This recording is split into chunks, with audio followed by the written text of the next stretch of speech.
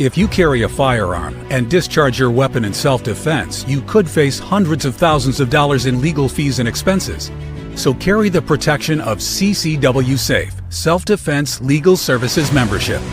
Upfront payment of all criminal and civil defense costs with no out-of-pocket for members.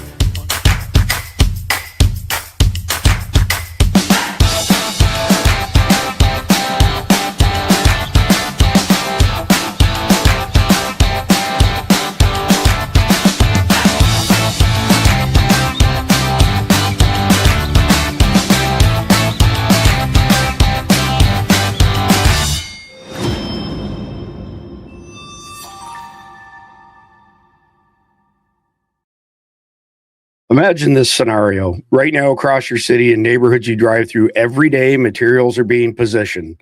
Not in one central location law enforcement can shut down, multiple caches, different locations, redundancy built in. By the time you hear about an attack on the news, the infrastructure is already in place.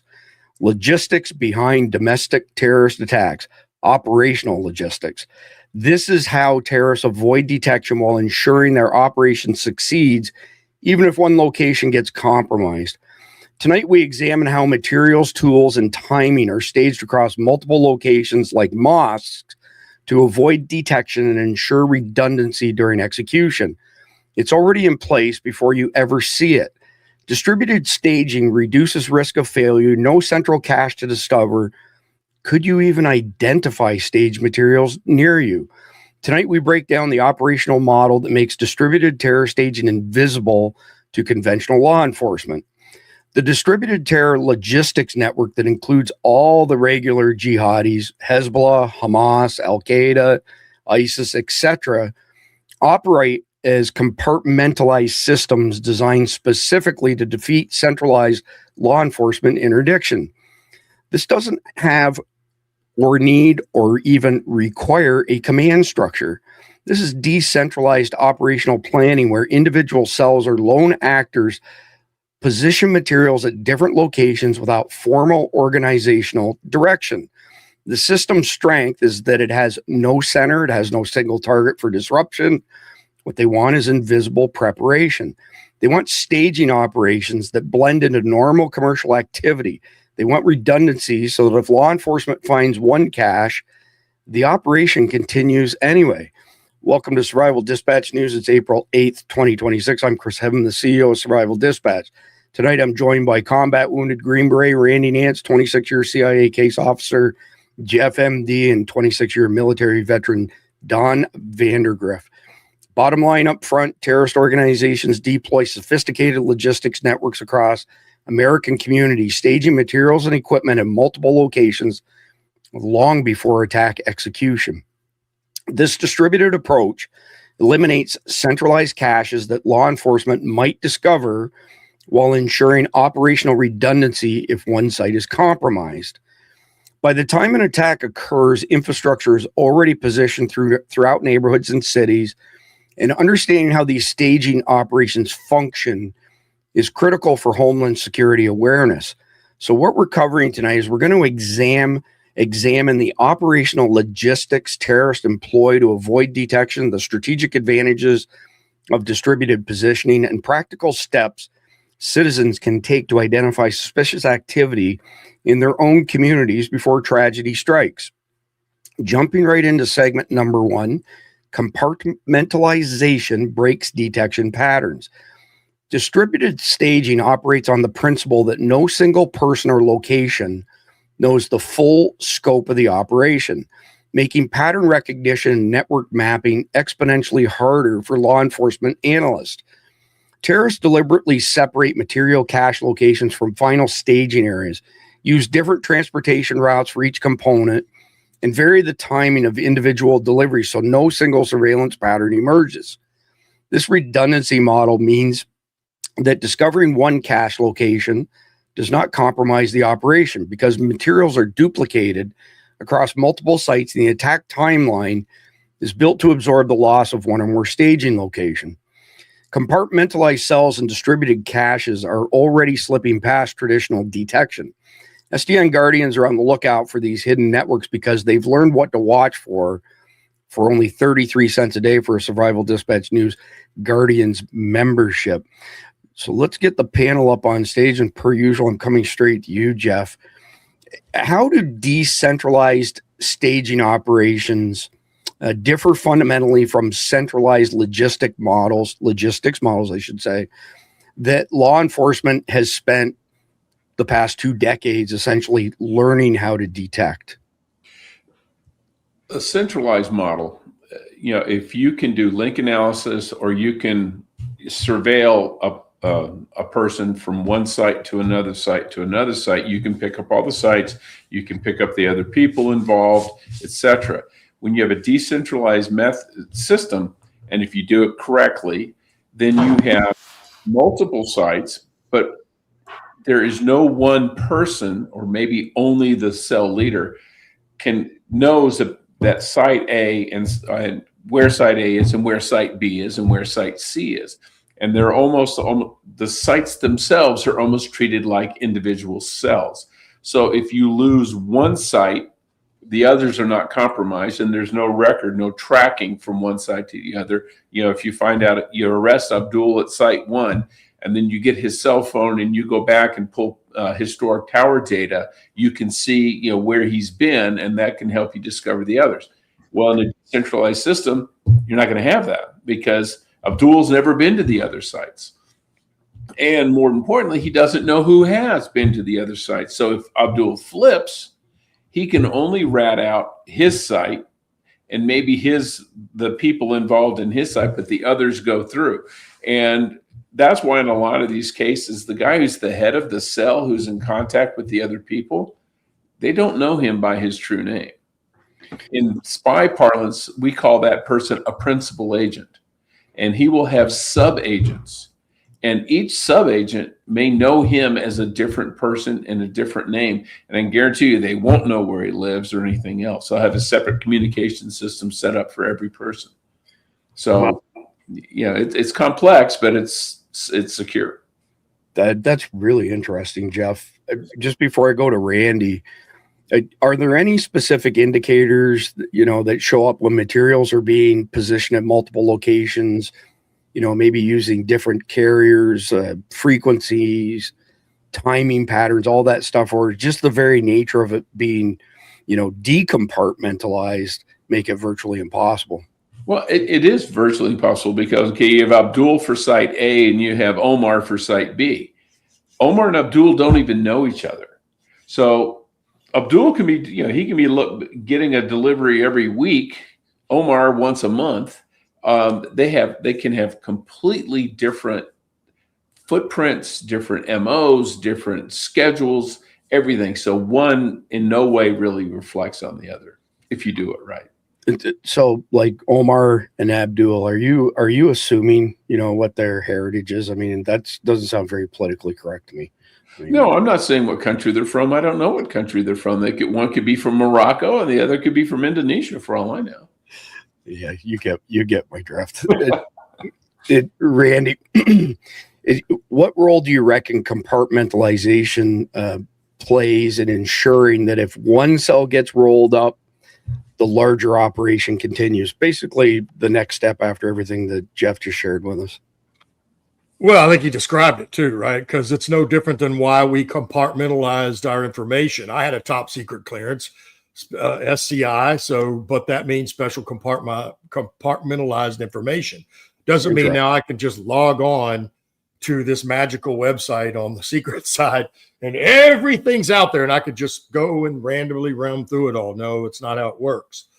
How that works is you have to be read on to a program and then you're in that skiff, right? And so that's how that works. And that's exactly why, because if I got rolled up somewhere, I could give them very limited information, except the ones that I'm read on, which could be enough, but it's not going to be everything. And it's no different than what he just described of why you would have things separated and decentralized that way, because when somebody gets rolled up, they can't dime everybody else out in the whole plan. They only have small pieces of it. And you literally would have to roll up everybody to get the whole piece of the pie, unless you had them in some other kind of electronical means or had compromised them in some other way. But it's also why it's so difficult. This is in my opinion, it's one of the smartest ways to do it, because it's harder to break down legally or compromise because of one person or even two people for that fact. Man, that's super interesting, Randy. I'd never heard of the SCI designation, so I learn something new every day. Yep. Yeah. Don, coming to you, how do terrorists exploit commercial infrastructure like warehouses, storage facilities, transportation hubs to basically hide staging activity in plain sight? We are, for our good and our bad, more good, but in this case bad, a capitalist make money society and culture. So these guys can come in with cash. They decentralize with cash buyers, and they can storage units everywhere. Who's going to ask the high school dropout that's manning the front desk of one of these places? A warehouse guy wants to rent his warehouse real bad because the economy's tight and these guys got money. And so they exploit our number one issue, which is capitalism and in a sense, greed. And they do it by being able to come in and picking someone that speaks as good English as possible, and also learn about the area so they can act like they're from the area. So they easily can exploit our systems, our logistics, and the ability to get the places you mentioned.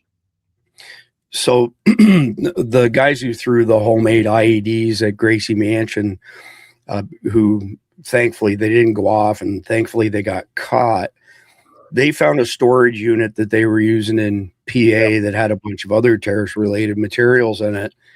What are the chances that the authorities would have found out about that storage facility if it wasn't for them getting caught on that Gracie Mansion deal?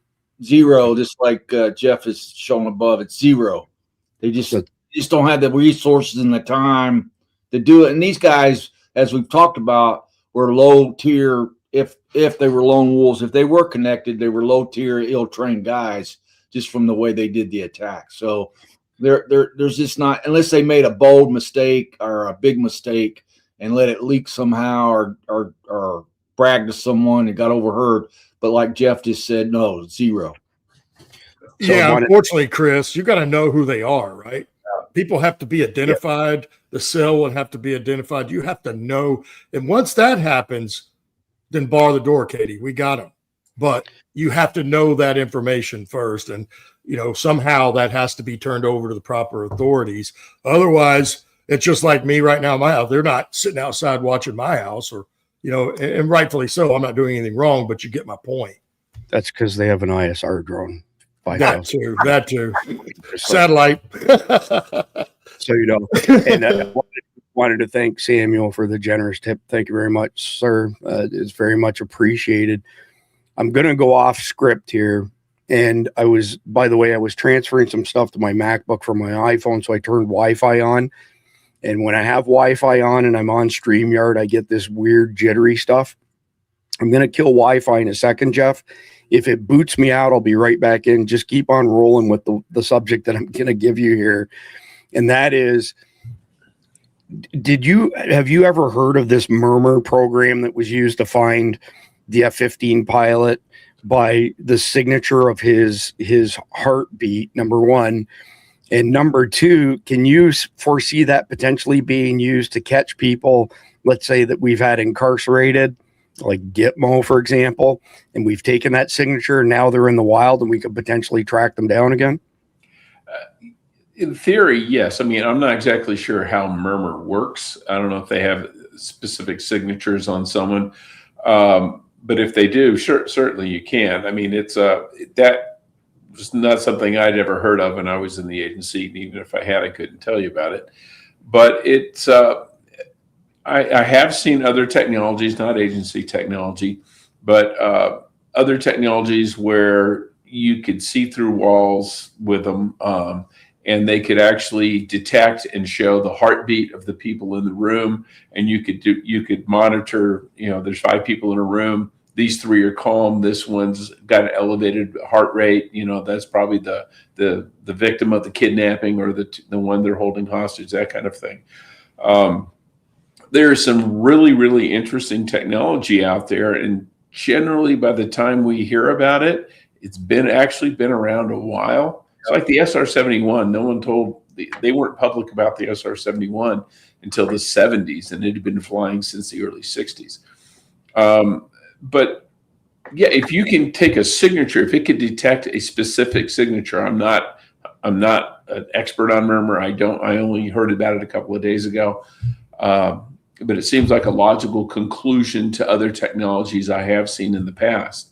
But if you have, I don't know how unique a person's heartbeat is that you can detect one person from another at a distance, especially not at a distance of 40 miles. I don't know. But it's cool technology. Yeah, it sure is. Think about SRI with lost kids and things like that. Let me just pull a picture up here because I want to ask you another question just based on what you said. By the time we hear about it, you know, it's a long time later. And I wasn't aware until recently, and we're a little bit off script here, but that's okay. Do you realize that you probably do, Jeff? I don't know about the rest of y'all in the audience. That the Nazis designed the flying wing to avoid radar during World War II, and they were getting ready to go operational with them. They had intentions of hitting Great Britain and New York City. Holy shit, that looks just like one of our modern day bombers, Jeff. Yeah, it was the Horton brothers. It's a Horton. The last surviving original one is at the Smithsonian out at the Udvar-Hazy facility out near Dulles. It's the center fuselage, but the wings, the tips, the ends of the wings are gone or missing. They didn't recover that. I don't think it was designed specifically to be radar evading. I think that just turned out to be a bonus. What it was designed is because the whole thing is a flying wing, it's a lifting body, it's very efficient, and therefore it can fly a long way. And I think their ultimate goal was to build one big enough to hit the U.S. But it would have been the ideal one. That's why we use them. I mean, the B2s and the newest one, they have a huge range because there's no extraneous anything on the airplane. It's basically a wing and engines, and it's a very efficient shape. So I watched a show on this recently, and I just pulled up some of the notes here. So the Nazi flying wing designed to evade radars, the Horton Ho 229, also known as the Gotha Go 229, developed by brothers Raymer and Walter Horton late in World War II. It was the world's first jet-powered flying wing. Key features and stealth capability. While often cited as the first stealth aircraft, its radar evading properties were largely a byproduct of its radical aerodynamic design rather than modern stealth technology. So they discovered, like you said, after they built it, they were like, oh, by the way, this thing's really hard to see on radar, which was very interesting. So, all right, let's get back into the brief here. So Randy, coming to you next. I mean, you can look in the brief, you can look at the show notes. This particular question really surprised me when I was researching this episode, Randy, but I'm going to let you run with it here. What does the timeline look like between the staging begins and when an execution of an attack actually occurs? Well, that's a good question. You know, I would imagine it's not very long. I would say, you know, what we would do would be 48 to 72 hours, most likely, you know, but I would say, I'm going to guess and say within a couple of weeks or less. There's a reason I prefaced it like that. If you look in the brief notes, I didn't get a chance to look at them. I apologize. No, that's okay. I'm just saying that there are actually some examples of these jihadis doing this stuff a year in advance. Blew me away because I was of the same mindset as you. Well, it's because we're set, ready to go, right? We got all assets ready, got nothing stopping us, and we're doing it legally. So a year out, that makes perfect sense to me because they're doing it illegally. They're trying to sneak in. They're trying to pull a fast one. So I think that, you know, you can go in that long out, and then when it happens, And then, even if law enforcement used cameras to look back a couple of months to see if there was any irregular activity, they'd have to go back a whole year to actually discover it. That makes perfect sense to me. But let me ask you, just for a little bit of clarification, Randy, for our friend Jay, the very first commenter on this stream, and we've got this intel from Khalid amongst other people as well. Where do you reckon the most common locations in America are to stash weapons, IEDs, all of that kind of stuff on behalf of these jihadis? Well, I was going to say historically it would be storages, right? But you could also use vacant houses, just like drug dealers do. Those things are perfectly appropriate. But in current times, and just like now, I know they've built like 200 and something mosque or something like that. And there's like 400 and something in Texas now, and 42 in the Dallas-Fort Worth area over the last 2 years. What I will tell you is in theater, they used all the mosque. One, because we were already told that they were hands off. We could go bust in any other door, hardly without permission, but yes, with permission. But you weren't ever going to get permission to kick in a door of a mosque. Although, even as early as 2006 and probably 2005, I wasn't in country in 2005, but we knew they were already then using mosque to stage and hide their weapons because they knew we couldn't go in there. So now that we're building all these mosques all across the country, where do you think they're going to put them? It worked very well in theater in an actual combat zone. It will work very well here as well. No, great answer, Jeff, or Randy. Pardon me. I might have go to Jeff just for a second. Then I'm coming to you for the last question for this segment, Don. So Khalid has shared information about these guys, stacking up weapons, etc., in mosques, and not just standalone mosques, but mosques that are in places like hospitals and airports, where apparently they have some element of protection where people can't go in and inspect them, especially the hospitals he raised as a red flag. And my friend Dr. Mike, who works on all the comm stuff with me, basically said the same thing. You have this mosque in a hospital in America. The imam's the only one who has a key, and nobody has any idea what's in there. Maybe speak to that just for a second, Jeff, especially why can't we go in and turn those places upside down? You're on mute, Jeff. 1 for Chris, 0 for Jeff. Okay, sorry about that. There's a thing called the First Amendment, freedom of religion. And so you can't just go into a church. You got to have probable cause to get a warrant. You got to have evidence. And when it's a church or a mosque or a synagogue, you got to have a lot of evidence, because judges are very reluctant and DAs are very reluctant to allow that, because, if you're wrong, holy crap, the backlash.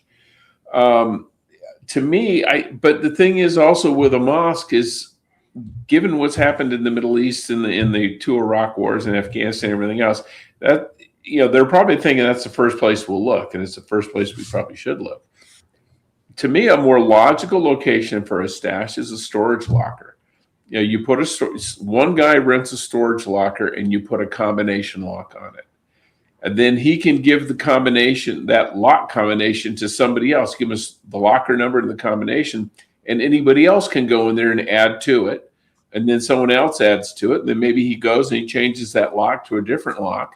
And then when it comes execution time, the team that's going to conduct the terrorist attack, all you got to do is give them, okay, it's at this facility, locker number 22. Here's the combination. And they have never even been there before, or they rented a place there, so they have a reason to be there. But there's nothing in their locker, maybe just household goods or something. But then they just walk down the hall to the real locker and pull out what they need. Yeah, appreciate that additional information. So, Don, you get the last question of wrap-up segment number 1. And I just want to temper it with a little bit of information. So the question is, how does understanding distributed staging change the way a community should be looking at its own neighborhood for threat indicators? What I wanted to throw in there is Grady Judd, the sheriff over here in Polk County, other side of Orlando, he's one of my favorite law enforcement officers of all time. 2 years ago, he put out a notice that said, if you have unusually long, like homes that are empty in your neighborhood for an unusually long period of time, keep an eye on them because TDA are using them as stash houses. Trento Aragua, the notorious, Venezuelan gang, right? Well, about 6 months ago, he didn't, make a formal announcement, but he was doing one of his press, scrums, which he's awesome at. And he said, do y'all remember when I mentioned these empty homes in suburbs being used by TDA? He said, we have very specific intelligence that radical Islamic terrorists are doing the same thing. We live in the edge of small town USA, upper middle class neighborhood. Our home is nothing special. You only got to go a few minutes that way, though, and you get into $10 million waterfront homes. We've had 2 houses that have been empty now for the better part of 5 years, Don. Wow. And it's really strange because there'll be no activity. Then all of a sudden there's a flurry of activity. Somebody will come in and, clean them up and get rid of all the garbage. You'll see a couple people around, then they'll disappear again. And all I'll say is that none of them are Caucasians. They're not WASPs. Oh, no. So, yeah, shocking. So give me your thoughts. How does understanding distributed staging change the way a community should be looking at its own neighborhood for threat indicators, Don? Well, distributed, it's very expensive. It's very inefficient as far as centralized logistics. And you have to know that, but it's it's very valuable to a terrorist network or to anybody that's doing to subvert the American economy and the country. So you look for little activity because in the terrorist mind, if there's not significant activity, people are always looking for something big. A semi truck backed up into the house that's not been there for 5 years, and then at night, and no, they're going to gradually do it. Like you said, cleanup crew comes in, maybe in a truck, unloads a couple of boxes like they're cleaning materials, and leaves those boxes there. And this is a gradual thing, even over a few years. I mean, you look at the 9/11, how long they took to build up what they needed and all the things they were doing. They're very patient. And if people know about that, they know those signs to look for. But you were good intro with homes that have not been filled for a long time, and small activities are taking place. So people here are conditioned to think, oh, they're going to do something big all at once. No, it's going to be a gradual, patient type operation where they're going to slowly build up what they need, and in order to avoid suspicion. I'll tell you one of the reasons it stood out to Cindy and me is that, again, we live in small town USA. We're blocked on one side by the ocean. We're blocked on the other side by a different county. We're blocked to the south of us by another municipality. We're blocked to the north of us by another county. So we are zero chance of growing the community that we live in, meaning the town, okay? In this particular neighborhood, our community development, homes go up for sale, they sell in a matter of days, and they're still selling in a matter of days, even though the overall real estate market here in Florida has really cooled off in the past couple of years. It's just really highly unusual to see a couple homes sitting empty like that. And I've gone up to the windows, by the way, Don, with a flashlight and stuff to see if I could see what's inside. Yeah, they have the windows blacked out on the inside. So another very suspicious, to the puzzle. So let's get into segment number 2, the staging timeline and material flow. Distributed staging requires sustained operational activity over weeks or months with regular visits to multiple cache locations for security checks, material replacement, and reinforcement of operational readiness. The movement of materials through legitimate commercial channels across state lines and into distributed locations creates multiple transaction points that can be individually innocent but collectively reveal operational intent. Terrorists deliberately use small volume purchases, cash payments, diverse suppliers, and varied delivery timeframes to avoid triggering the kind of purchase pattern analysis that single large caches would normally generate. Quiet material flows and multi-month staging timelines rarely make the news until it's too late. And our SDN Guardians, for 33 cents a day, they have an opportunity to stay ahead of this because of all of the information that's shared behind the scenes on our Element server, our private Substack post, those sort of things. So per usual, Jeff, I'm coming to you. What do you reckon the actual timeline looks like for positioning materials across multiple locations before execution? Kind of the same question I asked Randy, but a little bit different as far as, well, let me throw a twist in it as well.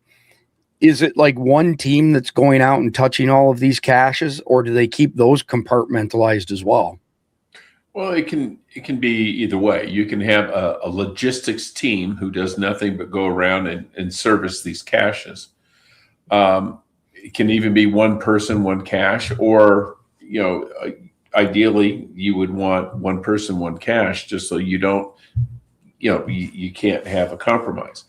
And this isn't new. It can be as long as it takes. The Russians had caches that they have caches in countries that were left there for years, and they'll still find them periodically, and they'll be doing clearing property, and they'll find a metal container full of Russian guns or something.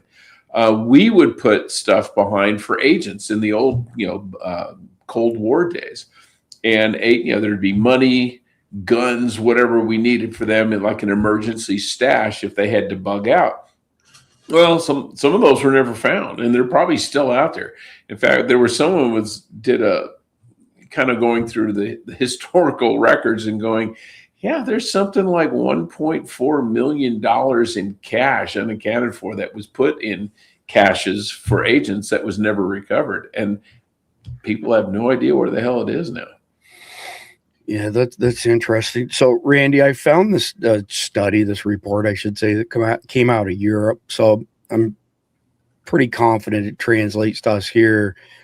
And they mentioned the number of, let's call it, maintenance visits that the jihadis made to each cache to basically make sure that it is well stocked. And I was pretty surprised at how few of visits. Some of the cases was as little as 2 visits. And I didn't see a number that went over 4 visits per cache. So it seems to me that the chances of catching somebody who spread that out over, actually, they mentioned the time frame over 3 to 18 months. I don't see how you could potentially catch that unless you're Palantir and you have flock cameras and you have an algorithm running. I'm not endorsing any of that shit, by the way. Give me your thoughts on traditional means versus something that's AI powered, because I think that's the only way you catch it, Randy.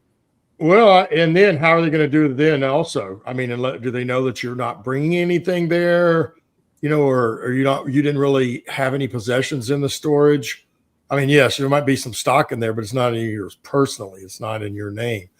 And again, that's probably not anything more than the average.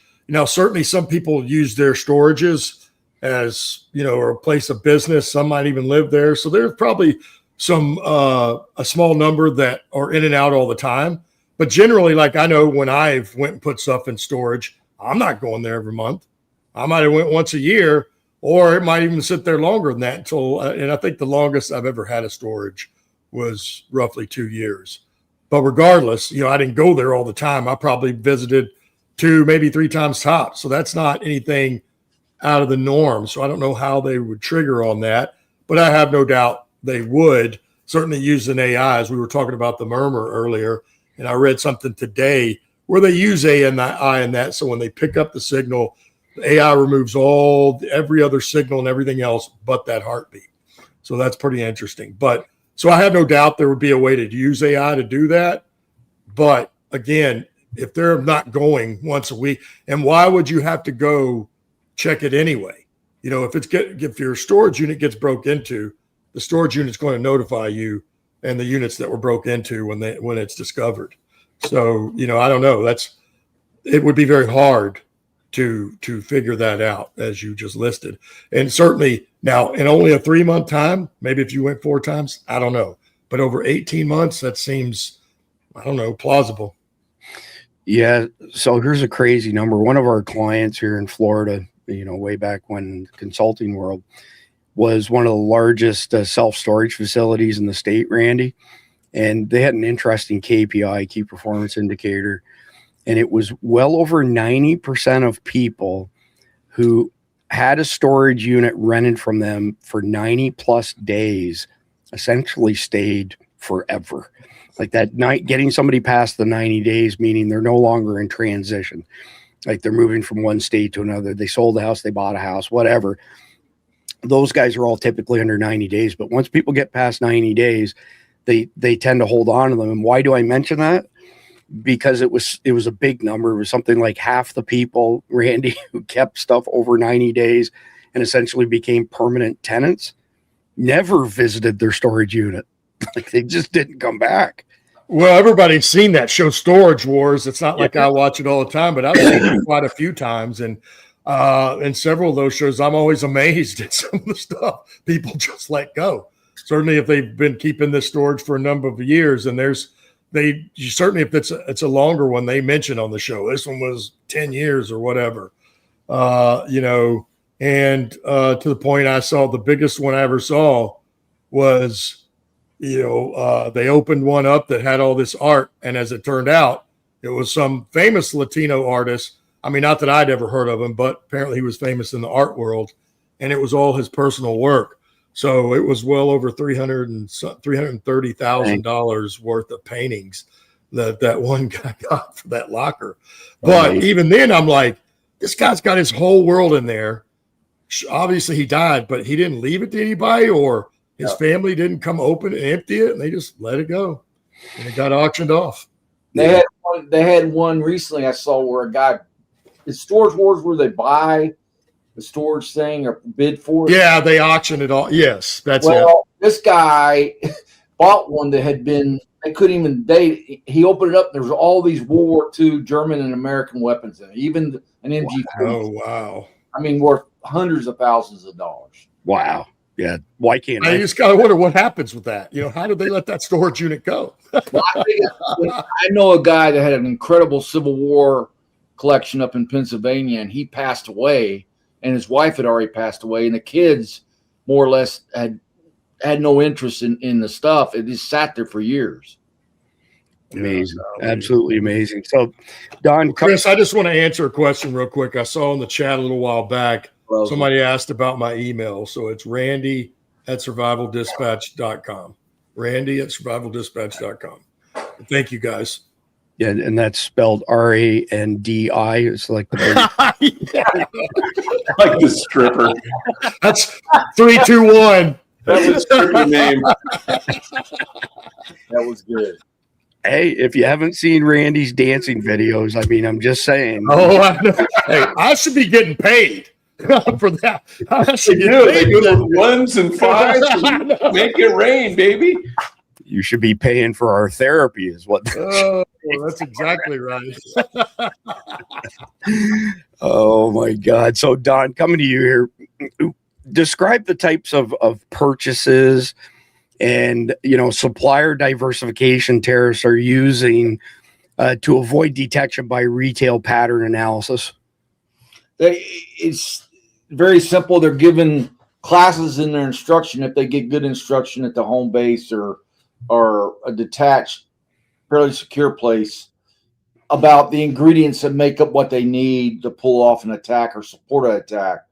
And then they're also given ways to buy those separate materials so that they don't raise any suspicion. And you've seen it several times where one place they buy the piping, the metal piping, another place they buy the fertilizer, and they don't buy it in mass because when they have before, it comes up. Somehow the FBI or the local law enforcement detect it. So again, it's a decentralized distribution system that includes the purchasing of ingredients and parts all over the place. It's painful, it's time consuming, but it doesn't raise suspicion. You reckon this is one of the reasons they want to move everything to, CBDCs and get rid of cash so that it's all on the blockchain and they can track every last thing? Well, good reason. Yep. A rhetorical question. No, it was good. Thank you. So, Jeff, how do state lines, I think this is a pretty, obvious question, but how do state lines, jurisdictional boundaries, and gaps amongst agencies help these staging operations essentially being uncovered or disrupted? You're on mute, Jeff. Chris 2, Jeff 0. The same way it helped Bonnie and Clyde. When you cross the state line, you're dealing with, instead of the Arkansas State Police, now you're dealing with the Texas State Police and then the Oklahoma State Police. That's why the FBI was kind of created to take care of that problem. And the ATF and all them go across state lines too. But if the information, you buy fertilizer in, Podunk, Oklahoma, and you say you're a farmer, people are going to go, okay. And you buy a bag, or you're a gardener. Okay, I bought a bag of fertilizer. But if you go to a different town, and you drive into Texas and buy some there, and you buy some in you slowly accumulate this, but you're accumulating it from different jurisdictions. How hard is it going to be for someone to see a pattern from small towns scattered across 3 different states? It's going to be next to impossible, because no quantity it purchased at any given time is alerting. You're not buying a ton, you're buying, a 25-pound bag. Okay, no big deal. Or you go into a drugstore and you're buying hydrogen peroxide. Okay, you buy a bottle. Big deal. Who cares? You pay cash. They cost 99 cents. No one cares. No one's going to notice. But if you buy it from 50 different pharmacies, and if you're paying cash, there's no credit card trail. Yeah. So, you get lost in you're the haystack. Let's go one step further, Jeff. Randy, refresh my memory. What's the ratio of Army personnel to, infantry? Somebody who's on the front lines with a gun. Is it 10-1, 12-1, something like that? Well, you're all over it. It's 11-1. There you go. Yep. We need to make one small correction. It's no longer 99 cents. It's at least $1.19. Fair enough. Depends on where you are, man. That's right. You're right about that. So taking that into consideration, Jeff, just a speculation, unless you happen to have a hard number, how many support personnel are there for these jihadis? So you got one guy who's a suicide bomber. How many people behind them are supporting them as far as all this infrastructure is concerned? And the reason I ask is that report that came out of Europe said that ISIS was specifically going to other people who were in those support personnels and doing what Don described. And basically, okay, you're going to go spend a few $100 here and a few $100 there, but that's it. Now, one of the other support people is going to go and do the next one, the next one, and the next one. I don't see how you could possibly track any of that stuff. Yeah, that would be very difficult. You have a mosque, and not everybody at the mosque is going to be a terrorist, or they're not going to be an active terrorist. They may be a sympathizer.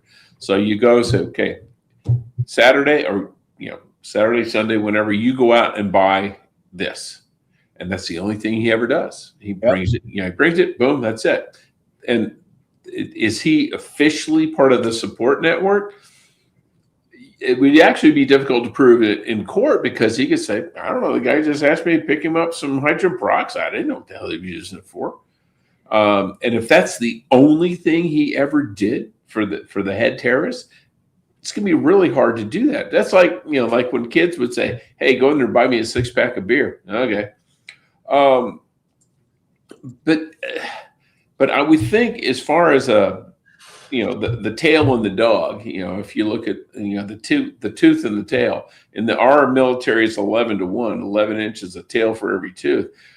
But for them, it may actually be, not counting these one-off guys that you just tap, probably a lot less, because they don't have the bureaucracy. How much of that 11 in ours are filling out paperwork? Right. How much of it is, okay, well, it's mandated by civil service rules that you've got to have, and you've got to have an HR person and you've got to have a training person.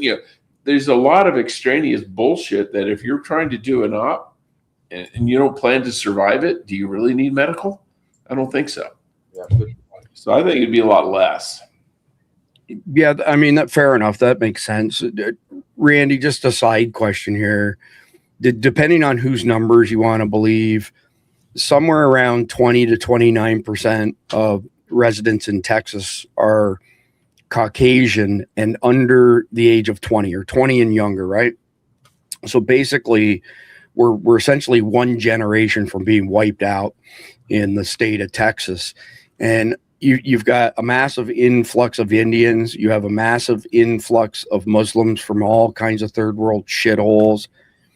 I don't think that you could pick out anybody doing this shopping for terrorist stuff based on the fact that you have such a large volume of these foreigners now that you're more likely to see them than you are to see white people.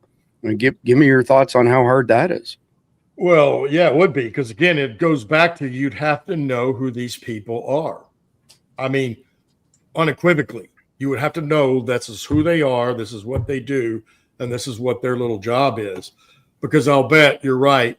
Because again, I wish we had a Marine here right now, because we could ask them what is their, since the Marines are a much smaller force, it's probably not 11-1. Good question. To Jeff's point, because the Army has way more jobs. And of course, that those 11-1 include the finance pack clerk, probably somebody in JAG and all kinds of stuff that might not always use. And certainly when you're doing something illegally and you're a terrorist organization, yeah, you want to be as robust as possible, but you also run with bare bones because of the exposure, right? You want to limit your exposure because the more people you have, the more chances you're going to have one knucklehead that's going to expose the whole damn thing. And in that world, there's a bunch of knuckleheads that aren't very smart. As we talked about the IQ of the Somalians, and we can go to several other countries, it's no different. And so, you would definitely limit that for that very reason. Don was a Marine, but every Marine I've ever said that to is snap back at me. You're once a Marine, always a Marine. So, well, if he knew, then I don't know. Do you know what y'all's ratio was, Don, in the Marines? The Marine ratio is close actually to the Army. Matter of fact, just for the infantry, you're correct, Randy. Randy. But for like a tank, for example, armor unit, for every one crewman, there's 27 support guys all the way up to depot maintenance. Okay. I wasn't a tanker, so I have no idea. I was a tanker. You may be very well right. It could be that way in the Army too. I have no idea. It is. The Marines are not much better. The Marines say everyone's a rifleman, but the Marines I saw that were on the FOBs in Afghanistan, I was just amazed that the Taliban never sent one guy in there that was a contractor. Hardly anyone knew what they were doing with a weapon, the way they carried their weapons and everything. So are you suggesting, Don, that all those support personnel in Afghanistan were clustered, much like cops are when they show up at a wreck and makes them sitting targets? So they're essentially, that's a high value target. Yep. And they never took advantage. I was really surprised they never took advantage of it. Very, very interesting. So you get the last question in segment 2, Don. Okay. Give me an idea of some of the behaviors that these people exhibit when they're, procuring the goods, they're stashing the goods. And let me just preface it by saying this. I don't know if any of the three of you are familiar with United Flight 23 on 9/11 1.0, but that was the plane that was headed for Washington, D.C., especially the Capitol building. And there were 4 guys that were sitting in first class. And one of them made some sort of comment. The stewardess came and said, would you like this or that to eat? And he snapped at her and said, I don't want anything to eat. Let's just get this plane off the ground. And then there was another one that was in a T-shirt, drenched, like the sweat was pouring off of this guy. And that stewardess went to the pilot and mentioned it. And that flight never left. It didn't take off. So therefore it couldn't be used in the attack. I don't know that a lot of people have heard of United Flight 23, but look it up. My question to you, Don, is those types of tells, like the guy sweating like a son of a bitch, the other one who's, clearly agitated. Is there anything that could tip somebody off to this? Hurried movements, repeating yourself, mumbling. Of course, sweat was a great example. That's a big tell right there. Like Randy and Jeff both referred to, and yourself, the chain of support command for logistics is going to be as low as possible. Give someone some money to buy something, but when they are, you're taking that risk or gamble that person's going to be nervous, that person's going to give something away, or the person has second thoughts about it as they're going to do something. Say, why did they give me all this money to buy metal piping? And have a second coming to Jesus saying, hey, there's something wrong here. And they're real nervous. And so you look for those trends, emotional issues with that person. So I got to thank our in-house guardian angel, Father Duck here. I had forgotten about this. One of the 4 guys on United Flight 23 was dressed up as a woman in a burqa, and you should hear her testimony over it. She said the guy's hands were super hairy. He wasn't speaking, but even just in an acknowledgement, you could tell it was a guy. Yeah. The size of the person was a guy. Don, what are the chances? I mean, thank you, Father Duck, once again. That was great. We've been told that we can expect to see, female suicide bombers, jihadis, attackers. It's starting to become a thing overseas, and it's probably going to happen here. Do you reckon we might see more of these guys dressed up and just try to claim that they're mentally ill transvestites? How dare you? Well, the whole thing about outlawing Habib in the burqa is for that very reason, other than cultural dominance. But the bigger reason is for security. How do we know who that person is, what they have under the black gown, the black curtain, as my wife calls it? So it's perfectly. And the trans community in this country, because of the Democrats, are the most violent group. They commit most of the shootings now because they've been made the victimhood that the Democrats seek with everybody, when in fact, psychologically and medically, they're sick. They need help. I'm not saying that because it's weird. That's true fact. I'm glad Pete Hegseth got rid of all the trans crap when he got in, and they're barring those people. So there's a great chance they could be used as well, because we've already seen a line of shootings in the last few years caused by trans people. Well, so you open a can of worms there, but you have this group called Trantifa, which is essentially Antifa comprised of trannies. You've got, up until they started ramming this shit down our throats, up until 2018, the World Health Organization, a corrupt piece of shit organization. But up until then, they listed transgenderism as a mental illness. And there was a study that came out last year that I've quoted a number of times, and it was a multi-year study. And it looked at the differences between mentally ill men who think they're women and mentally ill women who think they're men. And I don't remember what the biggest underlying cause was for the mentally ill women who thought they were men, but I do remember what it was on the other side of the equation, and that it was over 90% of mentally ill men who thought they were a woman had autogynephilia.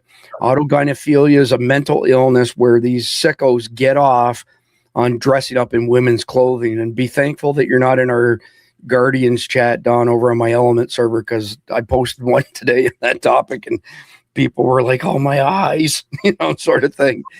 They're scared to speak the truth.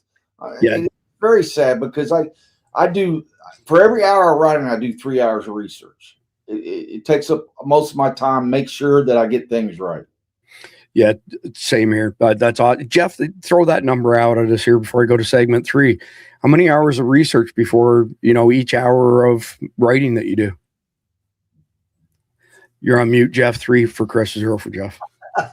Okay, I write novels, so I don't have to do that. But I tell you, when I was writing Cuyahoga, because it's based on true stories, I did just shit ton of research, and I've got banker's boxes full of material in my closet still from those.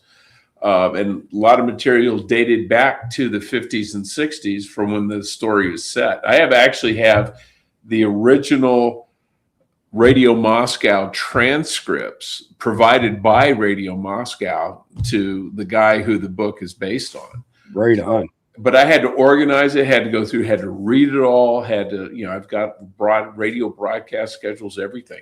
Yeah, I mean, I had to buy books to read to make sure I got the backstory right. Yeah, Jeff, like I did, this is book 3 of my series. It's military fiction, but this is about cyber warfare, reforming cyber warfare in a mission command. It took about 4 hours of research for every hour, so I knew what I was talking about to turn into a Tom Clancy novel. Well, I wrote about a kid doing a surveillance detection route in Moscow in 1962 or 63, and I actually found 1963 maps of Moscow. So if I said, the subway line ended at this location, that in 1963, it did end at that location. And if he went right, left, and left, there was an old church. There really was. That took a lot of time, and my wife got on me, and I said, no, I want someone, if they follow this guy's route in the book, that they can go, wow, that's the real route. That's really cool. I've got a question for Randy that's going to put both of you to shame. But before that, John Curry's asking Jeff, which is the best book for him to start with out of your books? Depends on how many he wants to read. If he wants to read multiple books, you start with Black Sun Rising, because there's already 3 2 that have been published in that series, one that's finished and unpublished, and a 4th that's coming. But my favorite, and it's going to be part of a series too, is Code Word Cuyahoga, because about 95% of it is true. And the story of the kid is not known. How do you spell that Cuyahoga again, Jeff? Like Cuyahoga in Ohio. Let me grab one here. I've got it somewhere in here. Well, there's a reason, and I'm trying to bring it up on Amazon for people. I'll bring this one up first because you mentioned it. That's so cool. Yeah. If you go to Amazon, you put my name in, all the published books will be there. The ones I wrote with Don Mann, and then the ones I wrote by myself. So I'm going to post the link to this one, the first one you mentioned, Black Sun Rising. So anybody who wants to go get it can. Master Blaster just spelled it out in the chat, because when you held it up, you couldn't see it, Jeff. Oh, it had a glare over it. Oh, okay. But it's CUYAHOG. It's the river in Cleveland. I'm sorry, Jeff. So I'm just putting the link to the first book in the live chat, and if you click on his name, Jeff MD, it'll take you to all of his books that they sell there. But okay, Randy, we're going to wrap up segment number 2, get into segment number 3 as soon as you answer this question. And clearly, Jeff and Don, have a good work habit of doing a shit ton of research on stuff. Be honest. Tell me how much research that you've done into as far as sound frequencies that are outside of the range that human beings can hear, but that runs birds and other critters off your property. Tell the truth. Well, clearly not enough, because I still haven't figured it out. So, but I've spent way too much time. I couldn't even put a number on it. It's definitely in the hours, probably in the double digits range. Give the audience a Cliff Notes version of why it's funny, but it's not funny. Well, so a couple of years ago, my girlfriend bought me a bird feeder, and she wanted me to feed the birds. It makes her happy, so I did it. And it's probably 2.5, almost 3 years ago now.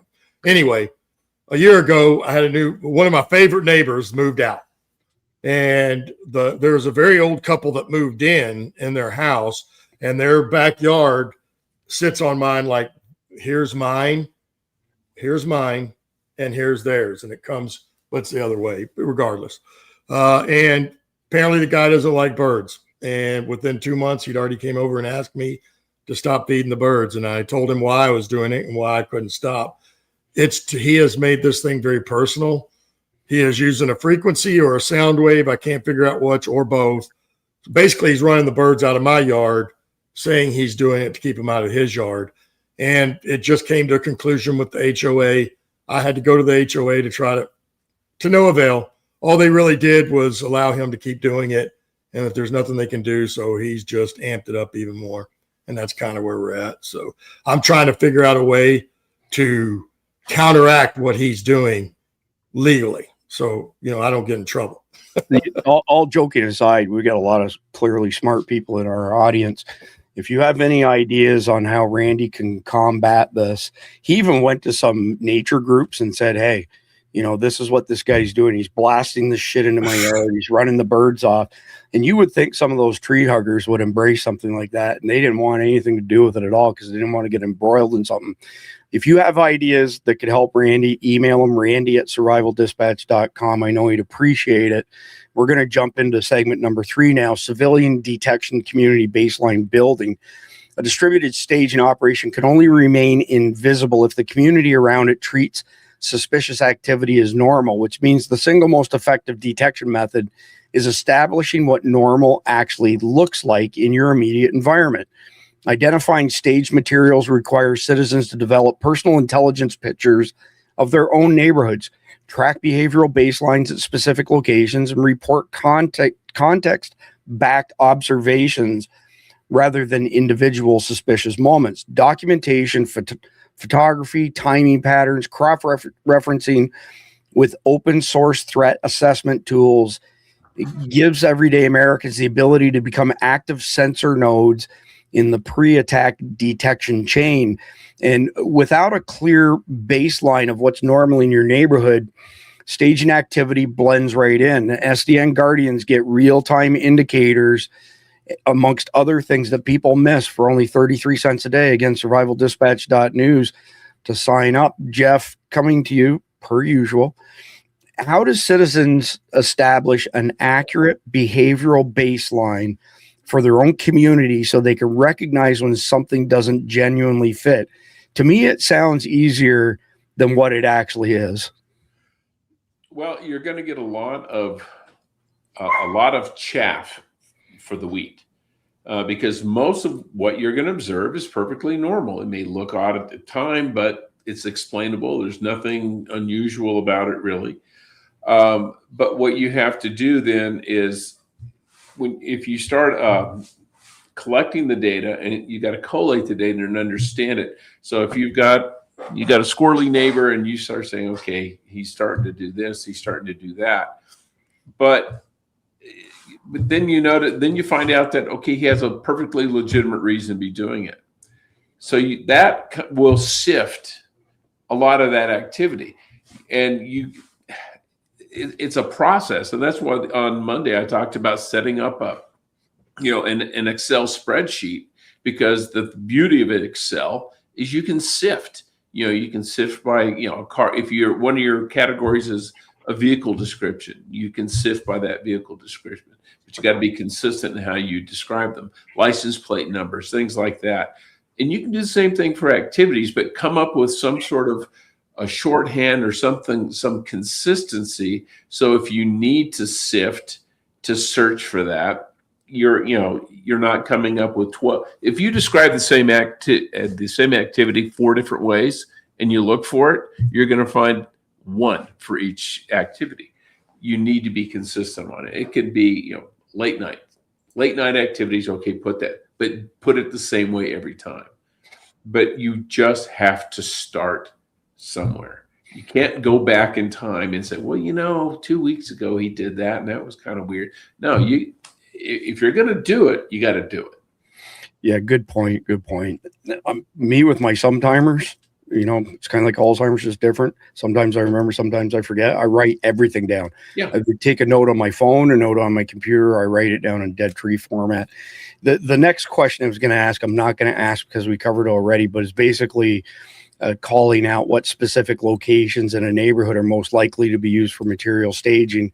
And at the end of the day, it's empty homes. If homes are empty for what seems like an unusual period of time, they have unusual traffic. We even noticed in one of them, by the way, there was a family that moved in, and I'm just going to straight up say they didn't resemble the rest of our community. This is we live in the whitest city in the entire state of Florida. And so sometimes it's like Sesame Street, one just kind of stands out sort of thing. And there was a group of, what looked like Hispanics to us that moved into this place. They were drinking and playing cards all the time in their drive under in front of their house, but they moved no furniture in. You could walk by and look through the windows. There was like no furniture inside. It was suspicious as hell. And a few months later, poof, gone. They disappeared. So, Randy, let me come to you next and pick right up where Jeff left off. Give me your thoughts on how people can document suspicious activity in a way that's actually useful to law enforcement and minimizes, the prospect of, false positive or harassment complaints.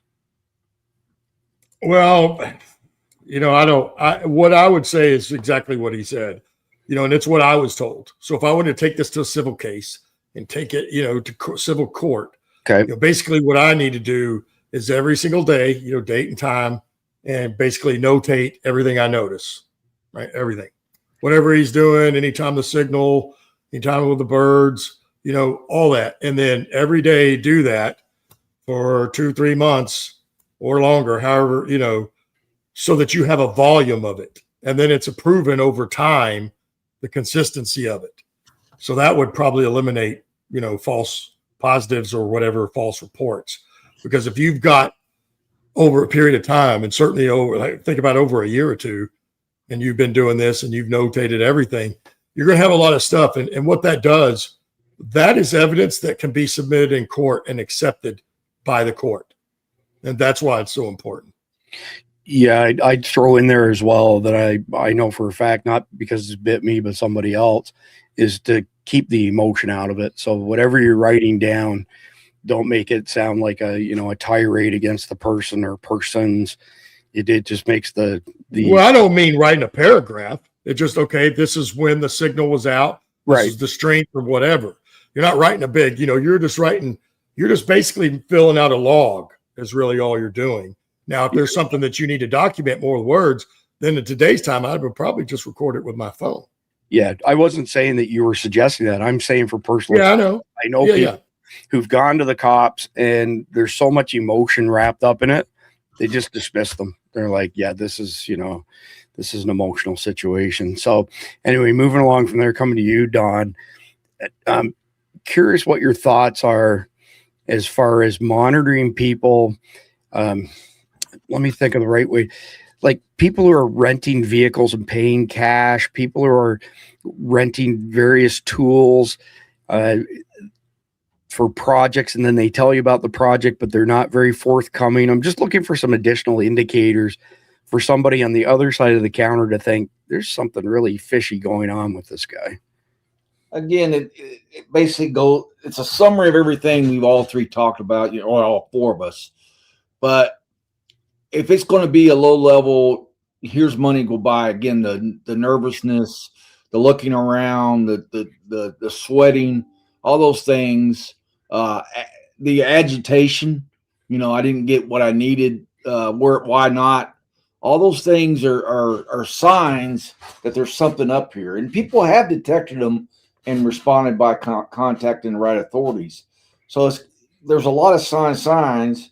If the person is a professional and well-trained, they're going to easily not show any signs of nervousness or being hurried, or making some mistake while they're leaving or coming in, parking the car the wrong way.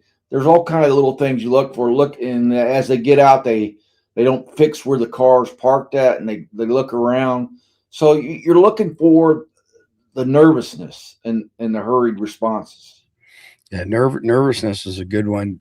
Jeff, coming back into your wheelhouse here, give our audience some advice on how to use open source intelligence, news reports, agency threat assessments to kind of validate what they're seeing and then putting together actionable intelligence.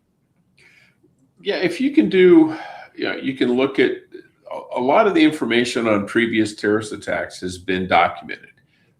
There are case studies. There's all sorts of stuff that's out there, and most of them are unclassified. And if you can, you can kind of find those, review those, and look, and then compare that to what you're seeing. It makes your case stronger if you go to the police and say, okay, he's doing A, B, and C, and they go, so what? And you go, well, in the 2017 attack in New York City, the perpetrators, according to the after action report provided by the FBI, it's exactly what those guys were doing too. And then your police may go, okay, that's a little disconcerting. Because you got to realize your local cops are not counterterrorism experts. Yeah. And sometimes you got to tell them what's important and then tell them why it's important. Because otherwise they're going to think you're just, some male Karen, Darren, I guess, whining about your neighbors because they don't look like you. That's funny. The Karens and Darrens, right? Yeah. I love it. Randy, just your personal opinion here. If somebody sees something suspicious, do you recommend that they contact their local PD, their sheriff's office, the FBI, or some other federal agency? Which direction would you point them in? Well, it's going to depend, obviously, on what it is, right? I mean, if it's something in your neighborhood that's local, you're going to call your local police, or if you're in the county, the sheriff. But if it's something bigger, I mean, it's something serious, you see something, I don't know. I guess I've never thought beyond calling the police. I never thought, you know what, I need to call the FBI about this. I don't know. I've never had that thought. Maybe I'm the only one, or, maybe I haven't seen what other people have seen, but it never occurred to me I need to call the FBI about this. But I would say if you saw something serious that you knew was some sort of terrorist behavior or activity, or something that you think the Fed should be involved, by all means, you probably should call the FBI. But again, it's going to be what we just said. You better have your I's crossed and your I's dotted and your T's crossed, because you're not going to be able to just go to any of these and throw out a frivolous claim without some sort of documentation. Yeah, I'm going to throw my 2 cents in, Randy. I typically avoid city PD related stuff because, a lot of our cities have Democrat mayors now, and it infiltrates the agency sort of stuff. I have the more faith in the sheriff's office than anywhere else. So if I go to the SO and give them something and it needs to be put in front of the feds, it's going to carry a lot more weight from them than me. Plus, I trust them more than any other agency. That's just me, each to their own. But sheriff. Well, no, I mean, it also depends on you live. You live right in the middle of Dallas, you're probably not going to call the sheriff. Yeah. You know what I mean? But maybe you do it, because you have the sheriff's office that's outside of the city, but of course they can come in as well because it's in the county. But yeah, regardless, I understand your point. And then it comes down to who you are, where you live, and who you personally trust the most. Don, you get final kick at the can here for segment number 3. And I'm curious what your thoughts are for people to protect themselves and their families while they're trying to gather information, like they're trying to do reports to show that there's some, oddball behavior without being so obvious that they become a target themselves. That again is one of the things that I mention a lot in some of my books about the community. I call them the community militia or watch. Just like the church training thing is a great ideal. And one of the things they do is learn how to do things just like the terrorists are doing if they're good. Small things at a time, don't disclose as much. So the amateur, of course, will see something going on and keep staring at it. The person that has any amount of training will glance and then keep going and then have somewhere to write it down and then share it with someone. That's the big thing. Never just stare or point or whatever. If you see something, glance at it, quick note, and then go note it in a log or something, and continually doing that. And then try to use different people, people that you've already built a cohesive unit with, or cohesive group with, to share that ability, so you're not always the one that's scouting or conducting reconnaissance, because a decently trained terrorist or cell will recognize that. I love your comment with regards to glancing. So it just make it look like you never even saw what the people were doing, and therefore you avoid it.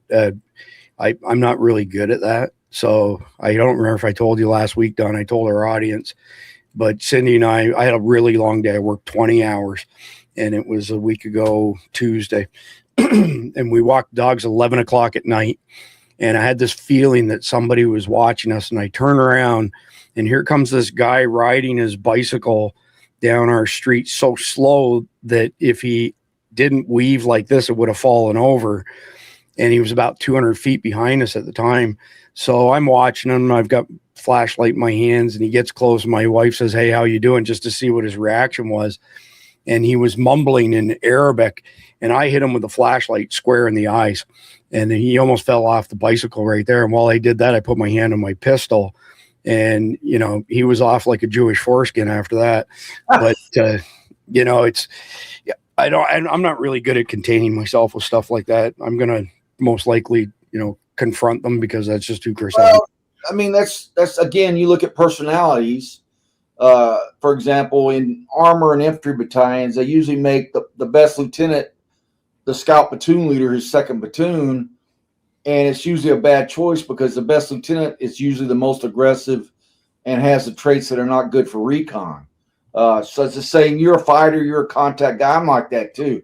I don't like playing around or anything like that, but I can pick people that are good at that. My whole purpose for that, to be honest with you, Don, is to discourage them from being in our neighborhood. That's right. That's a good call. I see you, I'm watching you, and you're not going to get away with whatever shit that you think you're up to. So anyway, with that being said, holy crap, look at the time of night, Randy. It is that time of night once again. 3, 2, 1.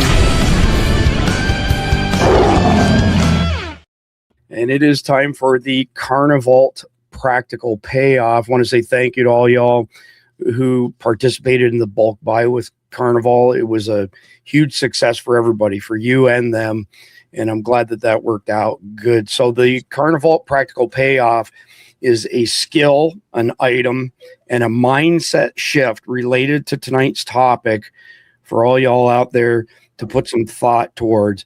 So Jeff, I'm going to come to you first. Get skill, item, or mindset shift. I'm going to say mindset shift.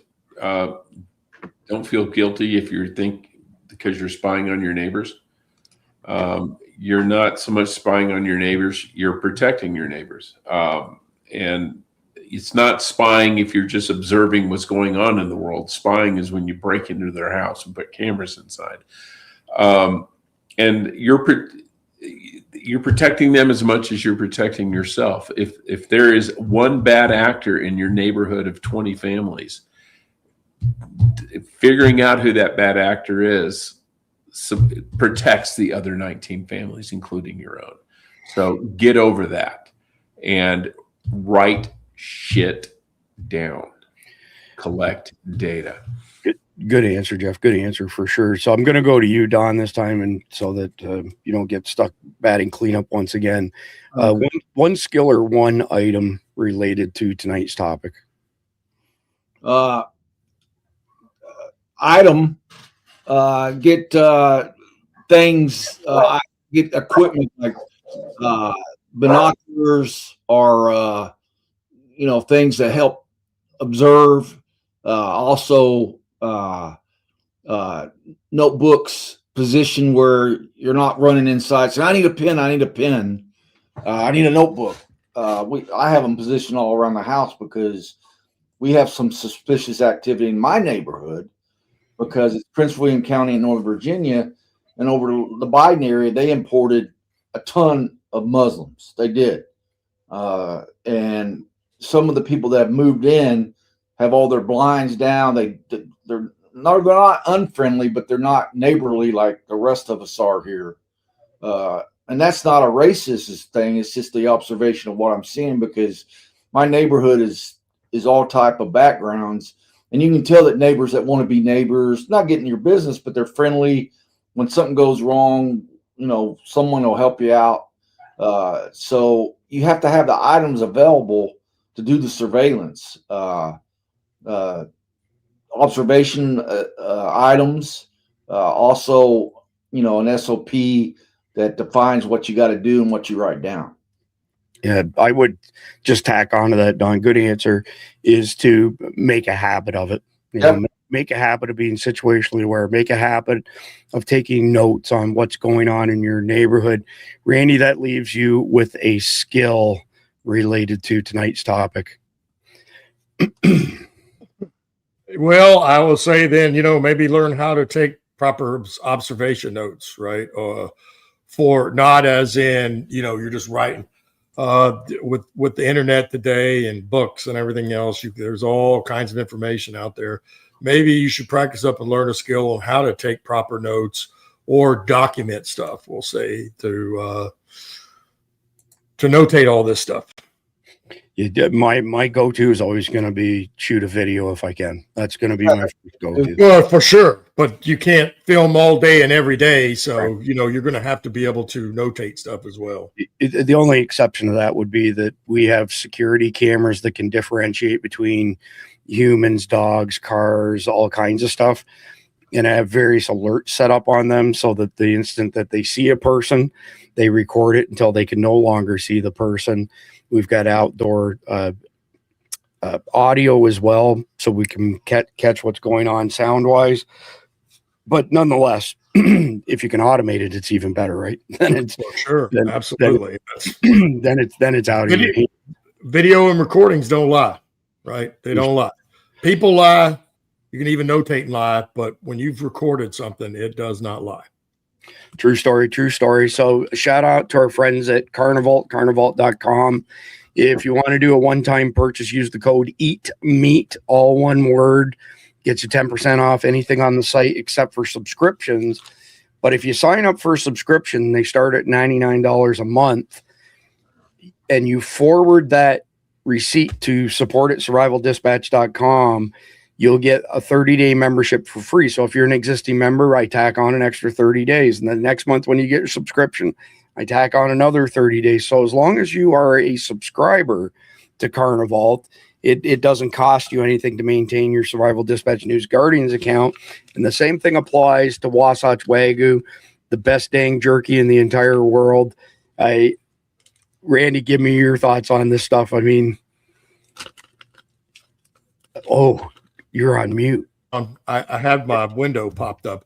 So, yeah. So I think it's probably the best jerky I've ever had, bar none, you know, because as you've mentioned a couple of times, traditionally jerky's pretty dried out. Even the packages you buy at in stores, you got to put some work in to chew that stuff up. Now there's some out there that's softer, but traditionally all jerky was very hard. This is very pliable. It's very easy to chew, and it is just money.